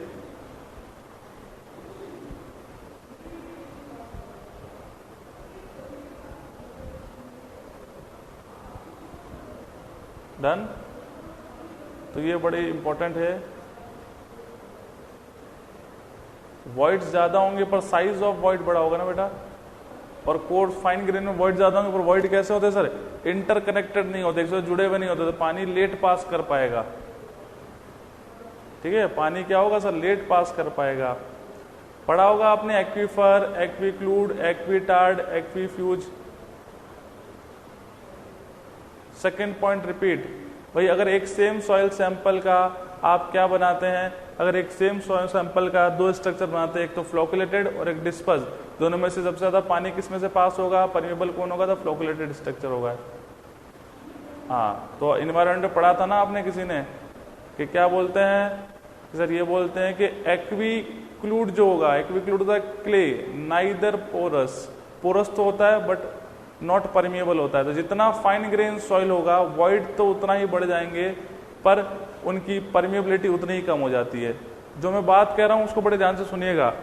फाइन ग्रेन सॉइल में वॉइड्स तो बढ़ जाते हैं पर उनकी इंटरकनेक्टिविटी नहीं होती है, जिसके कारण उसमें से परमिएबिलिटी कम हो जाती है। ये बात का ध्यान रखिएगा, परमिएबिलिटी कम हो जाती है। तो नंबर ऑफ वॉइड्स पे नहीं, it will depends upon the size of the voids और size of the soil mass. और भी कई सारे फैक्टर है, अभी लिखवाएंगे 10-5 फैक्टर दिखाएंगे, फैक्टर्स अफेक्टिंग परमिएबिलिटी, जब अपन को और डिस्कस करेंगे। तो ये थोड़ा सा दिमाग आपको लगाना है, जब मैं बात बोल रहा हूं उसको दिमाग में रीड करना है कि क्या कह रहे हैं सर ये कहना चाह रहे हैं आपसे कि फाइन ग्रेन सॉइल होगी तो नंबर ऑफ वॉइड्स बढ़ जाएंगे, बात बिल्कुल सही है, पर उसकी परमिएबिलिटी कम हो जाएगी क्योंकि इंटरकनेक्टिविटी, एक वर्ड दूसरे वर्ड से जुड़ा हुआ नहीं होता है, तो वो लेस परमिएबल होता है वो। ठीक है, as compare to the coarse grain soil. Coarse grain soil में इंटरकनेक्ट होता है, जल्दी से सॉइल पानी पास करता है, परमिएबिलिटी ज्यादा होती है। ठीक है, अब आते हैं अपन, हो गया सभी का? यस, एक बार स्क्रीनशॉट ले लो, फिर अपन आते हैं नए टॉपिक से। और नया टॉपिक है डार्सी लॉ। बड़ा ही बेसिक टॉपिक है और कई सारे क्वेश्चन डार्सी लॉ से पूछे जाते हैं आपसे। स्क्रीनशॉट ले लो जल्दी से, लीजिए। First 1 2 3, next. हाँ, जब पढ़ाऊंगा मैं आपको फैक्टर्स अफेक्टिंग परमिएबिलिटी पढ़ाऊंगा चैप्टर,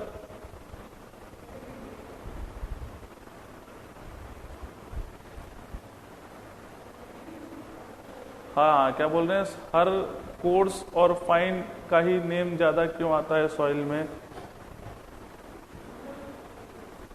बेटा कोर्स और फाइन को अपन ने क्या कर दिया, सारी सॉइल आ गई।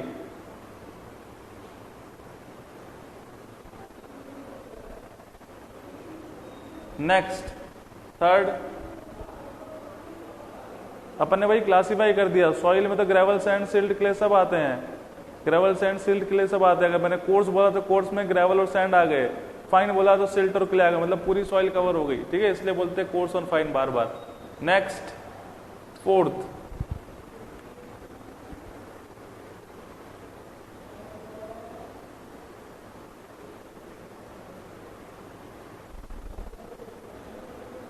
इनफिल्ट्रेशन। बेटा इनफिल्ट्रेशन भी कहानी वही है आशु,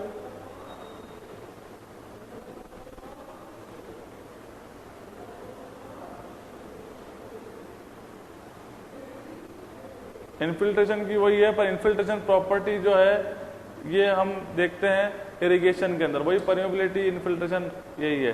हाँ, फोर्थ था, फोर्थ हो गया सभी का।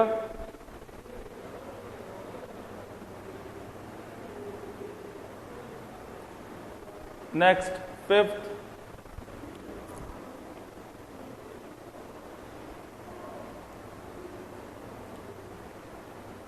नेक्स्ट सिक्स्थ,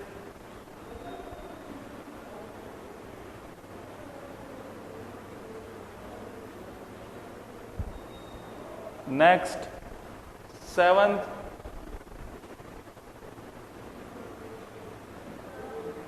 एफी के सामने क्या लिखा था, फेराइट लिखा था बेटा, FERRITE, फेराइट लिखा था।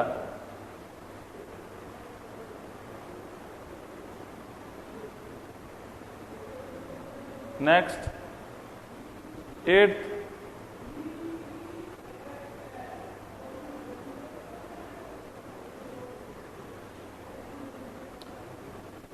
नेक्स्ट 9th,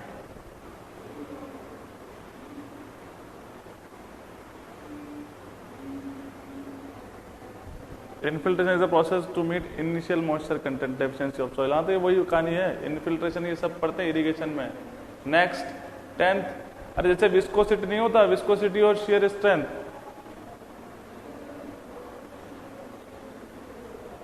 वही कहानी, विस्कोसिटी उसको बोलते हैं फ्लूइड में, शेयर स्ट्रेंथ बोलते हैं उसको सोम में। नेक्स्ट 11th, इसका तो पता नहीं बेटा, ऑफलाइन का तो। नेक्स्ट 12th,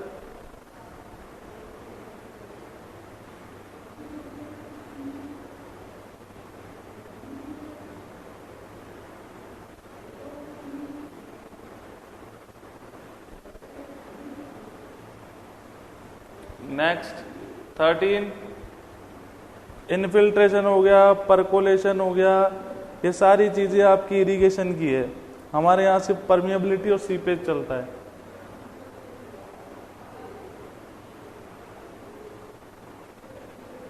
नेक्स्ट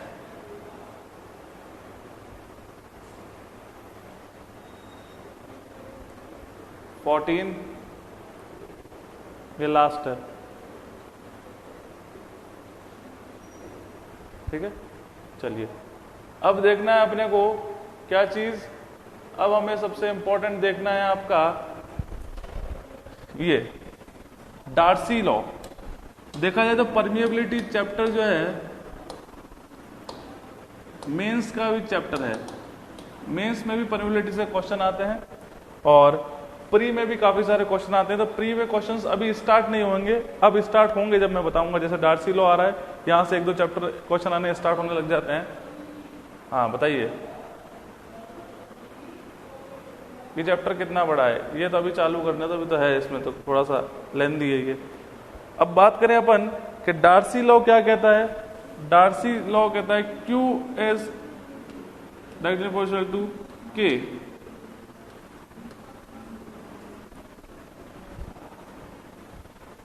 ठीक है, Q is directly proportional to A, not K, A। Discharge जो होता है वो एरिया के प्रोपोर्शनल होता है, ठीक है। डिस्चार्ज जो होता है वो किसके प्रोपोर्शनल होता है? आपके एरिया के प्रोपोर्शनल होता है। जब इस प्रोपोर्शनलिटी का साइन हटाते हैं तो यहां पे क्या लगाते हैं? I। तो Q is equal to IA, Q is equal to IA। Clear हुआ? डिस्चार्ज, और ये डिस्चार्ज भी कौन सा है? डिस्चार्ज पर यूनिट टाइम है। ये स्मॉल Q है, ये होता है आपका डिस्चार्ज पर यूनिट टाइम, ठीक है।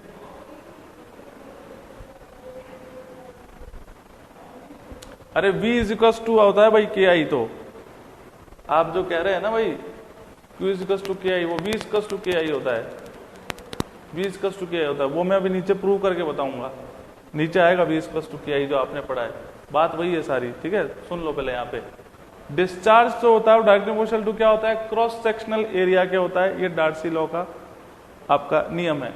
ये तो डिस्चार्ज के टर्म्स में, ऐसे वेलोसिटी के टर्म्स में भी होता है। वेलोसिटी जो होता है वो किसके होती है? V equals to KI। Velocity जो होती है वो किसके होती है? KI। तो I तो है, अपन प्रोपोर्शनलिटी का साइन लगाते हैं, उसकी जगह अपन एक कांस्टेंट लिखते हैं I, ठीक है, वो तो अलग बात है। तो यहाँ पे देखिएगा, तो Q is equals to IA हो गया। प्रोपोर्शनलिटी का साइन हटाते क्यों? अगर ये तो अगर आपने स्ट्रेस इस डायरेक्शन प्रोपोर्शनल टू क्या होता है? स्ट्रेन होता है हुक्स लॉ के अकॉर्डिंग। तो इस प्रोपोर्शनलिटी का साइन लगा क्या कर देते हैं? E कर देते हैं, E इंटू, तो E क्या होता है? Young's modulus of elasticity. तो उसी तरह कभी भी प्रोपोर्शनलिटी का साइन हटाते हैं तो एक सिंबल आता है, तो यहाँ पे अपने लिख दिया I। यहाँ पे क्या लिख दिया? सिंबल I लिख दिया। क्लियर हुआ? कोई डाउट किसी को? बता दीजिए। अब कई सारे बच्चों के मन में होगा सर ये I क्या है? तो ये हाइड्रोलिक ग्रेडियंट कहते हैं इसे। हाइड्रोलिक ग्रेडियंट Q जो है, ये भी लिखा दूंगा, सब लिखवाऊंगा, अभी देखते रहो बस। Q जो है वो डिस्चार्ज पर यूनिट टाइम है। डिस्चार्ज ये Q नहीं है, ये कैपिटल क्यू नहीं है, ये स्मॉल क्यू है। ये होता है आपका डिस्चार्ज पर यूनिट टाइम।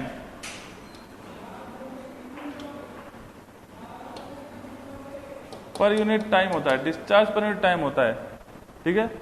तो प्रोपोर्शनल साइन हटा तो आई लगा। आई क्या है आपका? हाइड्रोलिक ग्रेडियंट होता है। हाइड्रोलिक ग्रेडियंट क्या होता है? Head loss per unit length होता है। हाइड्रोलिक ग्रेडियंट होता है head loss per unit.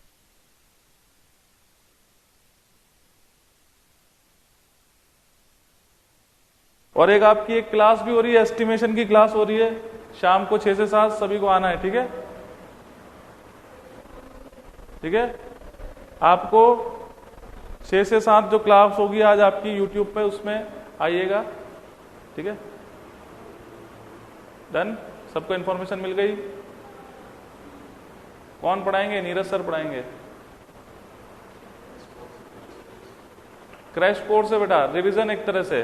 Crash course का मतलब रिवीजन विद क्वेश्चन, रिवीजन भी होंगे और क्वेश्चन भी होगा। 1 घंटे की क्लास है, ठीक है, यूट्यूब पर। कौन से चैनल पर है? अरे निम्बस लर्निंग चैनल पर यार। चलो आओ, वापिस आ जाओ। 6 से 7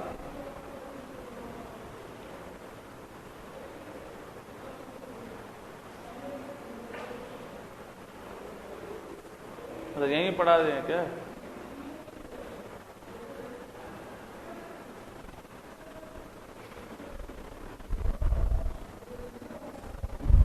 चलिए चलिए, अरे आ जाओ आ जाओ, हो गया अब।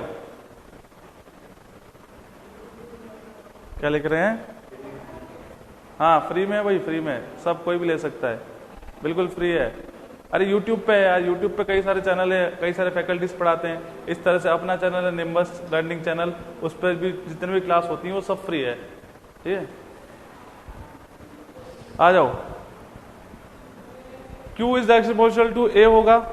प्रोपोर्शनलिटी का साइन लगाते हैं तो एक सिंबल आएगा I, और इस I को बोलते हैं हाइड्रोलिक ग्रेडियंट। हाइड्रोलिक ग्रेडियंट, रुकना एक बार। Hydraulic gradient, head loss per unit length. Head loss को डेल H भी लिखते हैं, और कई बुक में HL पर यूनिट लेंथ भी लिखा है, HL/L भी लिखा है।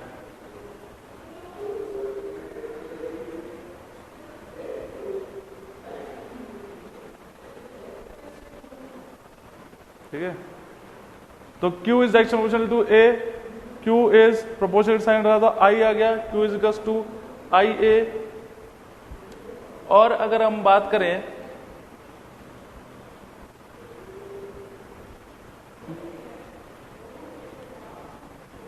KIA, ठीक है, तो Q is equals to KIA, Q is equals to KIA।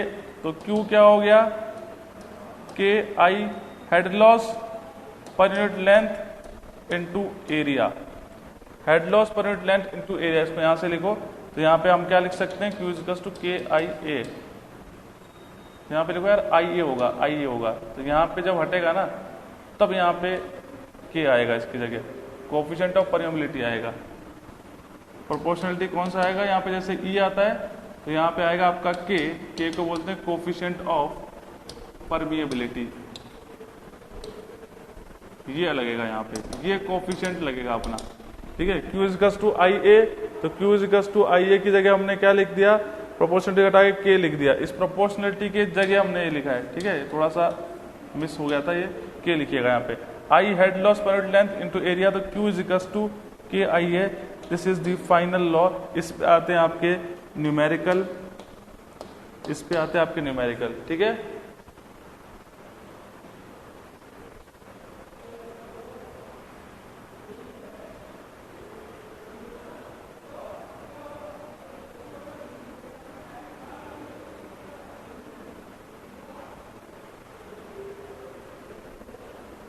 इनको लिखते जाओ, ये 1 बाय 1 स्टेप लिखते जाओ, है ना।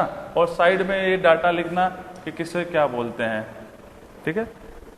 कोफिशिएंट ऑफ परमिएबिलिटी A हो तो A वो लिख दो, A is the area of cross section, area of cross section, ये सारा लिख दो। तो Q is equals to IA, proportionality का साइन जब हटेगा तो के आ जाएगा। आई होता है आपका hydraulic gradient, head loss per unit length, del H by L लिखो या एच एल बाय एल लिखो, बात एक ही है।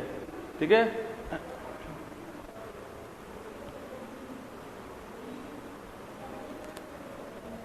अरे Q equals to i A होता है, ये आई यहाँ पे नहीं आएगा, प्रोपोर्शनलिटी का साइन की जगह के लगता है यहाँ पे बस, ये तो क्यू इक्वल्स टू के आई ए।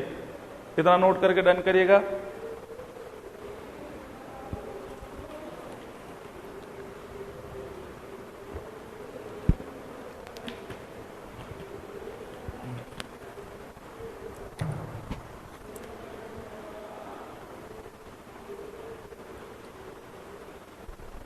डेल एच क्या है यहाँ पे, अगर डेल एच या फिर अपन ने एच एल भी लिखते हैं, इसको बोलते हैं हेड लॉस। हेड लॉस वैसे यहाँ लिख रखा है, पूछने की जरूरत होनी नहीं चाहिए थी। डेल एच हेड लॉस है, डेल एच या एच एल। हाँ, यूनिट जो होती है वो मीटर पर सेकेंड, mm पर सेकेंड, सेंटीमीटर पर सेकेंड हो सकती है।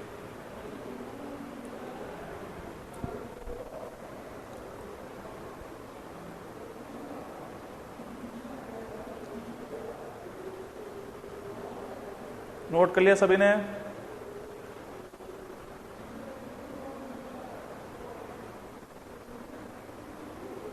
भाई जब हेड लॉस ही 0 हो जाएगा तो फ्लो नहीं होगा, ये भी बात ध्यान रखना। नहीं, प्रोपोर्शनलिटी के जगह के आएगा, आई नहीं आएगा, के आएगा। वहां अपन ने थोड़ा सा हो गया था मिसप्लेस। यहाँ q is directly proportional to i A होता है, प्रोपोर्शन की साइड हटता है तो के आता है, तो कोफिशिएंट ऑफ परमेबिलिटी आता है। ठीक है,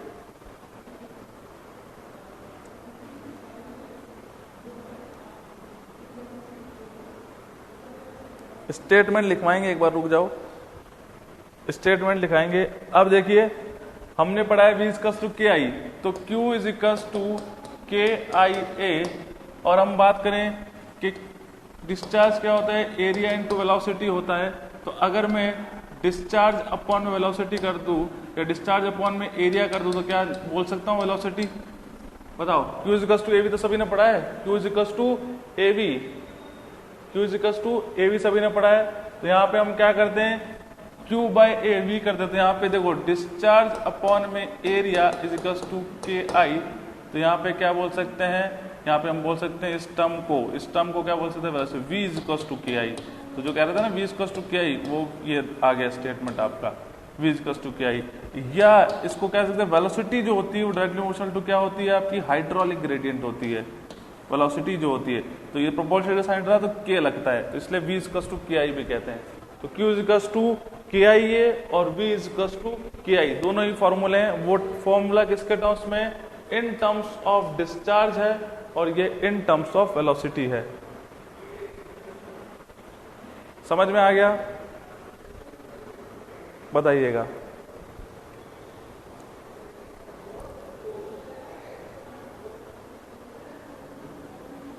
हाँ, कैपिटल क्यू और स्मॉल क्यू अलग है, तो वहां पे भी वो जो क्यू है वो मेरा डिस्चार्ज की क्या होती है, मीटर क्यूब पर सेकेंड, तो डिस्चार्ज पर यूनिट टाइम है ना ये।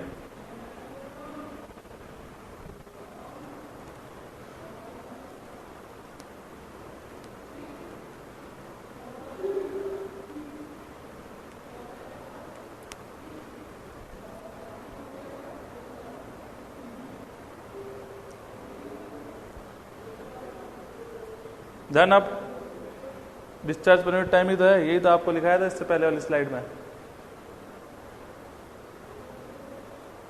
चलिए अब स्टेटमेंट लिखिएगा इसका। नोट हो गया सभी का? Fast.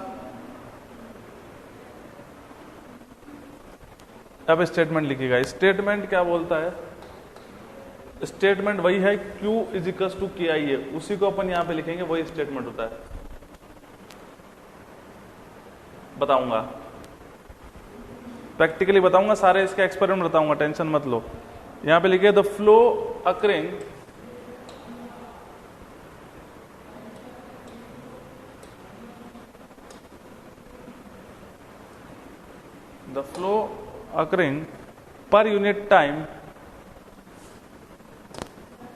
per unit time small q is directly proportional to the head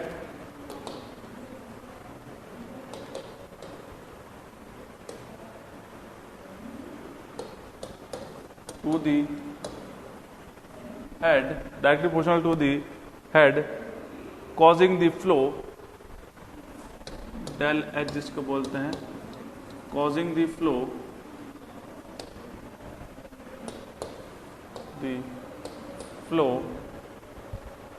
and the area of cross section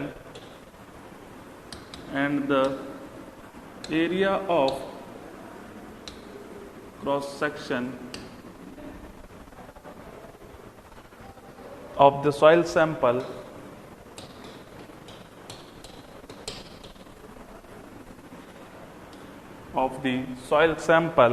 but inversely proportional to the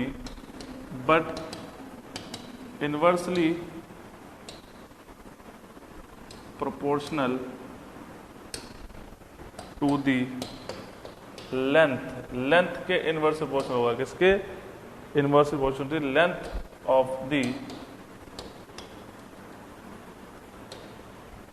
sample. लिखिएगा। हाँ बताइए।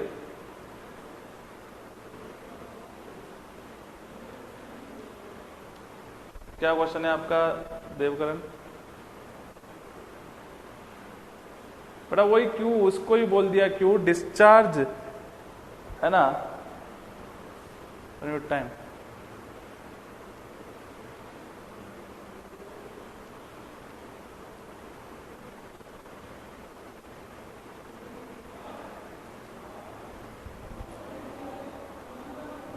प्रैक्टिकली के लिए मैं भी डायग्राम बनाता हूं आपके लिए।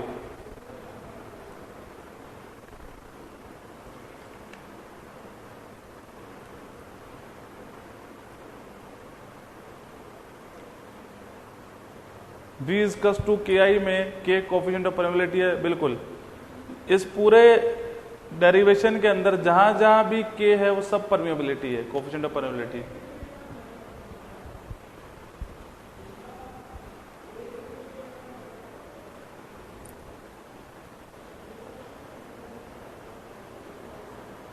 स्टेटमेंट समझाइए। स्टेटमेंट क्या बोल रहा है? स्टेटमेंट जो हमने लिखा था, प्रूव किया था कि जो डिस्चार्ज होता है it is directly proportional. Discharge की बात करें या फ्लो पर यूनिट टाइम, वही हो गया। Discharge is directly proportional to the head. Head का जब अपन ने Q इक्वल्स टू के आई ए लिखा तो आई को क्या लिखते हैं? Head loss. हेड लॉस बोल दीजिए हेड। अरे हेड लॉस होगा जब दोनों सेम लेवल पे होंगे तो फ्लो करेगा क्या? नहीं करेगा। जब तक कि हेड लॉस नहीं होगा तब तक वाटर एक डायरेक्शन से फ्लो नहीं करेगा। तो एक टब है, एक टब के अंदर आपने पानी भर रखा है और उसको फ्लैट सरफेस पे रखना है। ध्यान से सुनिएगा। एक टब है और टब या बाल्टी या बकेट जो भी उसमें पानी भरेगा उसको फ्लैट सरफेस पे रख रखा है, क्या वो फ्लो करेगा? नहीं, क्योंकि सर वो हेड डिफरेंस क्या है? बराबर है। जैसे उसको टेढ़ा करते हैं तो ही पानी क्यों निकलता है? कभी सोचा है आपने कि बाल्टी के अंदर कभी पानी भरते हैं या टब के अंदर या बकेट के अंदर पानी भरते हैं तो जब वो फ्लैट सरफेस पे अगर आपने उसको रख रखा है, जैसे देखिएगा कि आपकी फ्लैट सरफेस है और इस फ्लैट सरफेस पे या ग्राउंड सरफेस पे आपने उसे एक टैंक के अंदर या एक प्लास्टिक का टब है उसके अंदर पानी आपने फिल कर रखा है, तो ये गिरता क्यों नहीं है? पर कब गिरता है सर? ये गिरता जब है कि सरफेस थोड़ी टेढ़ा होता है। हम क्या करते हैं, इस टब को थोड़ा सा टेढ़ा कर देते हैं और इस टब को टेढ़ा करते ही ये पानी इसमें से निकलने लगता है। ऐसे करते ही पानी क्या आ जाएगा सर? बाहर आ जाएगा। अब ये इसका लेवल रहेगा नहीं, अब लेवल कैसा हो जाएगा सर? कुछ इस तरह से हो जाएगा। अभी लेवल कुछ इस तरह से होगा तो यहाँ से पानी क्या होगा? निकलने लग जाएगा। तो इस लेवल इस तरह से होने का मतलब क्या है? इस लेवल इस तरह से होने का मतलब क्या है भाई? यहाँ पे जो हेड था ना ये एच ए, ये बराबर था एच बी के, पर यहाँ पे जो अब हेड हुआ ये क्या हुआ? ये एच ए हो गया। तो अब ये लेवल ऐसा नहीं रहेगा। बात समझ पा रहे हो? अब ये लेवल ऐसा नहीं रहेगा। ये लेवल कैसा हो जाएगा? जैसे ही इसे आप टेढ़ा करेंगे तो लेवल कुछ टेढ़ा हो जाएगा, तो यहाँ पे हेड वेरिएशन हो जाएगा। तो यहाँ पे हेड कम हो जाएगा, इस पे हेड ज्यादा हो जाएगा। तो डिफरेंस ऑफ हेड की वजह से पानी फ्लो करता है, हमेशा याद रखिएगा। समझ में? हेड डिफरेंस होगा तभी पानी फ्लो करेगा। क्रॉस सेक्शन एरिया कंडीशन क्यों करते हैं? तो ये तो एकदम सिंपल सा एग्जांपल समझाया मैंने आपको पानी के टब का। अब मैं बताता हूँ सॉइल का डायग्राम बना के डार्सी लॉ से, टेंशन ना लो। ये समझ में आया? यहाँ तो मैंने एक सिंपल डायग्राम बनाया, इसका तो कोई रिलेशन नहीं, इसका रिलेशन इतना है कि भाई हेड लॉस होगा तो पानी फ्लो करेगा, अगर हेड सेम है तो फ्लो नहीं करेगा। बस ये बताया, यहां तक समझ में आ गया?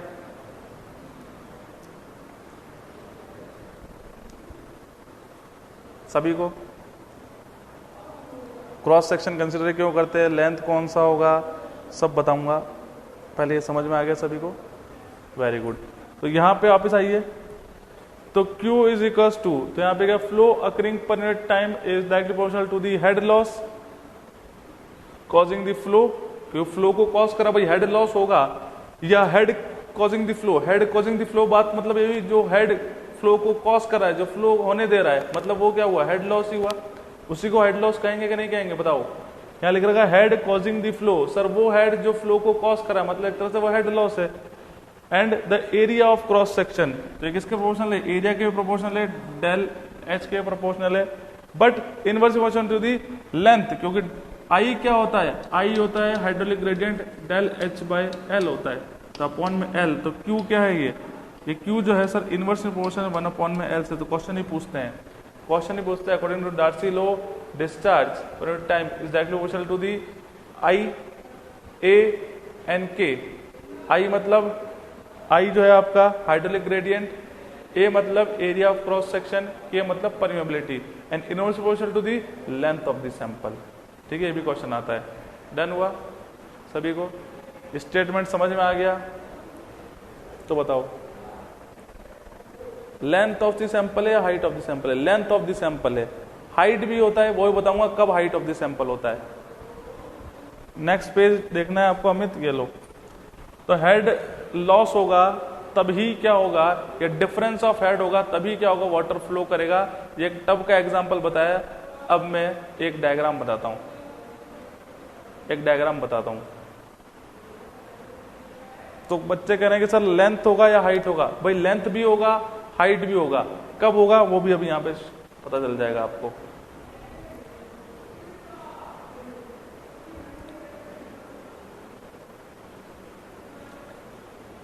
हो गया डन? जल्दी बताइए फास्ट। नहीं, इसको बनाना नहीं है, फिगर तो मैं बताऊंगा वो बनाना है। फिगर तो मैं बताऊंगा वो बताना है। ये तो सिर्फ आपको इसलिए बताया कि भाई जब तक हेड में डिफरेंस है तो पानी फ्लो नहीं करता। पानी टब के अंदर भरा रहता तो फ्लो कहां करता है? हम टब को टेढ़ा करते हैं। टेढ़ा कर रहे हैं मतलब क्या कर रहे हैं, उसका एच ए और एच बी बढ़ा रहे हैं। एच ए बढ़ रहा है, एच बी कम हो रहा है, तो उससे क्या होगा, हेड डिफरेंस है तो पानी फ्लो करता है। अब सॉइल के टर्म्स में देखिएगा, चलिए सॉइल के टर्म्स में देखिएगा कि ये देखना, आप क्रॉस सेक्शन एरिया वगैरह सब समझ में आ जाएगा आपको। अब ये एक सॉइल सैंपल है, ये डेटम है। डेटम मतलब ग्राउंड लेवल है।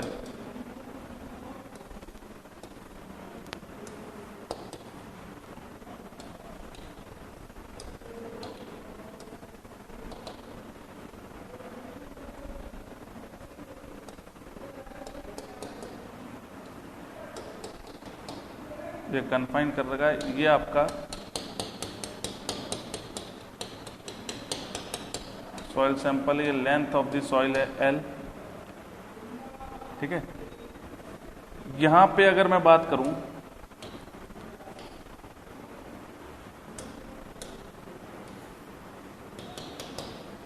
यहां पे मैं बात करूं तो वाटर लेवल जो है वो कहां पे है, इस पॉइंट पे। ये वाटर लेवल है, यहां से वाटर क्या कर रहा है, इसमें से फ्लो होते हुए आगे जा रहा है। तो ये क्या हो गया, this is called H A, क्योंकि इस पॉइंट को बोल दिया हमने ए और इस पॉइंट को बोल दिया बी। यहाँ पे वाटर कितना है सर, यहाँ तक है।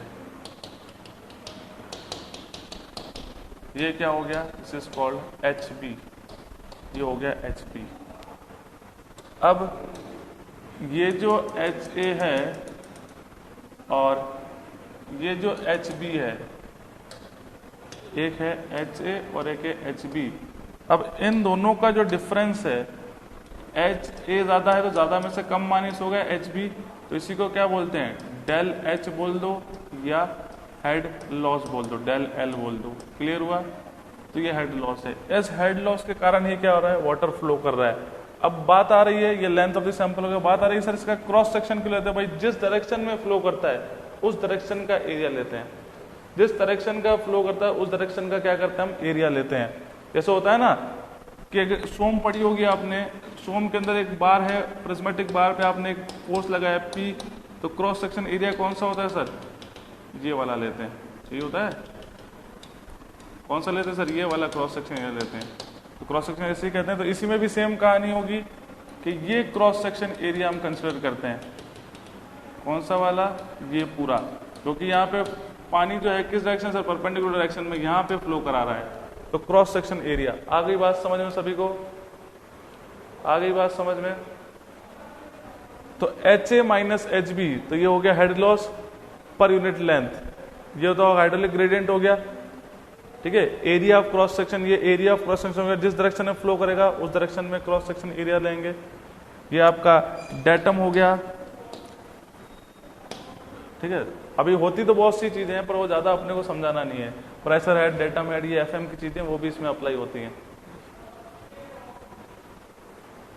हाँ, जहां से पानी नहीं, क्रॉस सेक्शन का मतलब होता है कि जहां, जैसे सॉइल सैंपल है, इस सॉइल सैंपल में यहां से पानी पास कर रहा है, ठीक है, तो इस डायरेक्शन वाला एरिया होता है क्रॉस सेक्शन एरिया।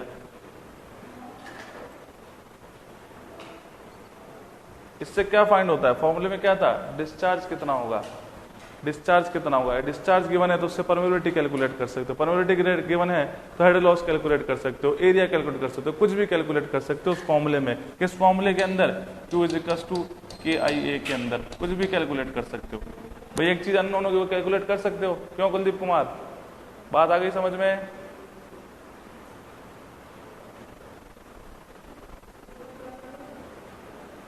लेंथ कहां तक लेंगे?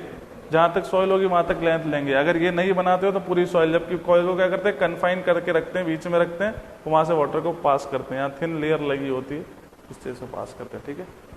बात समझ में आ गई? ये डायरेक्शन ड्रॉ करिएगा। जब तक हेड लॉस नहीं होगा तब तक फ्लो नहीं कर पाएगा। तो HA minus HB head loss हो गया तो फ्लो कर गया। अगर HA HB की वैल्यू 0 होगी तो फ्लो क्या होगा? Not possible. डेल एच अगर 0 हो जाए, अगर कोई क्वेश्चन पूछता है कि सर अगर ये डेल एच की वैल्यू हम 0 कर दें तो क्या होगा? डेल एच 0 कर दोगे तो flow not occurs, flow not possible लिख दो, तो फ्लो पॉसिबल ही नहीं है। तो जब हेड लॉस ही 0 हो गया, डेल एच ही 0 हो गया, तो फ्लो पॉसिबल है क्या? नहीं है।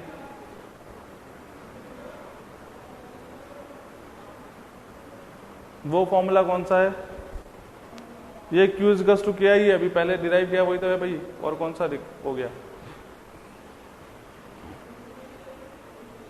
हाँ, स्मॉल h आएगा, वो तो ऐसे ही लिख दिया मैंने उसको, स्मॉल लिखो चाहे बिग लिखो। अब तुम तो गजब हो यार, हेड लॉस मैंने बोल दिया 0 है तो फ्लो पॉसिबल नहीं होगा। बस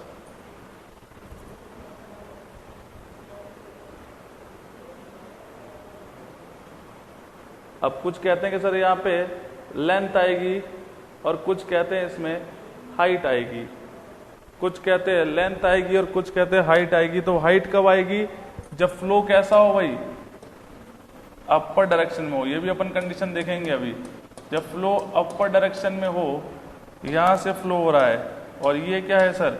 ये हमारी सॉइल मास है, ये हमारी सॉइल मास है। आ गई बात समझ में? तो उस कंडीशन में क्या होगा भाई? उस कंडीशन में क्या होगा? तो लेंथ जो होगी वो लेंथ ही क्या कहलाएगी सर? यही तो हाइट हो गई भाई। डायरेक्शन ऑफ फ्लो के अंदर तो लेते हैं, तो इसी को अपन हाइट कह देंगे। इसमें h ले लेंगे। उसमें डायग्राम ऐसा था, यहां से पानी पास हो रहा था, ठीक है, इस सॉइल मास में से, तो इसको अपन ने लेंथ ले लिया। डायरेक्शन ऑफ फ्लो में लेते हैं, कहानी सिंपल सी है। ये इस डायरेक्शन में फ्लो कर रहा है तो लेंथ ले रहे हैं, ये वर्टिकल डायरेक्शन में फ्लो कर रहा है इसलिए हाइट ले रहे हैं। बस फर्क इतना सा ही है।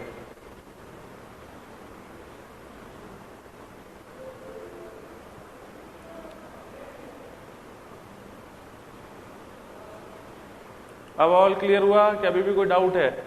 डार्सी लॉ में कोई दिक्कत किसी को भी तो बता दीजिए। टाइम हो चुका है भाई। अब ये लो फर्स्ट, हाँ क्या हुआ, फर्स्ट स्क्रीनशॉट ले लो। अब नेक्स्ट, सेकंड, अच्छा जिसने लिख लिया वो जा सकता है। नेक्स्ट, थर्ड, स्क्रीनशॉट ले लो, फिर आराम से बनाना डायग्राम, ठीक है। बर्नौली से ही बता देंगे, पर इतना जरूरी नहीं है, अपना एसएससी है ना, एसएससी में जरूरी नहीं है। प्रेशर हेड और वो डेटम हेड, काइनेटिक हेड वाले से भी होता है, उसी से प्रूव होता है वैसे तो ये। नेक्स्ट, फोर्थ, भाई एसएससी में क्या इतना पूछा नहीं जाता, वो तो गेट लेवल का है, वो तुमने वो देख लिया उसके अंदर है ना, प्रेशर प्लस वो, तो प्रेशर का डिफरेंस निकाल के उन्होंने प्रूव कराया है। चलिए नेक्स्ट, फिफ्थ,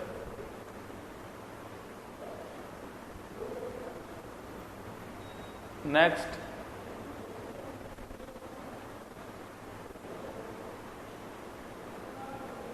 लास्ट, सिक्स्थ, ठीक है। तो डायरेक्शन ऑफ फ्लो में होगा, डायरेक्शन ऑफ फ्लो में होगा तो हम क्या कह देंगे, डायरेक्शन ऑफ फ्लो में कह देंगे तो इधर हो गया, एक्स डायरेक्शन में तो लेंथ हो जाएगी, वाई डायरेक्शन में फ्लो करेगा तो हाइट हो जाएगी, तो बात वही है। हाँ वीडियो अपलोड हो जाएगा, और नहीं होगा तो आप टेक्निकल टीम को एक बार कॉल कर लीजिएगा, बिल्कुल आसान है।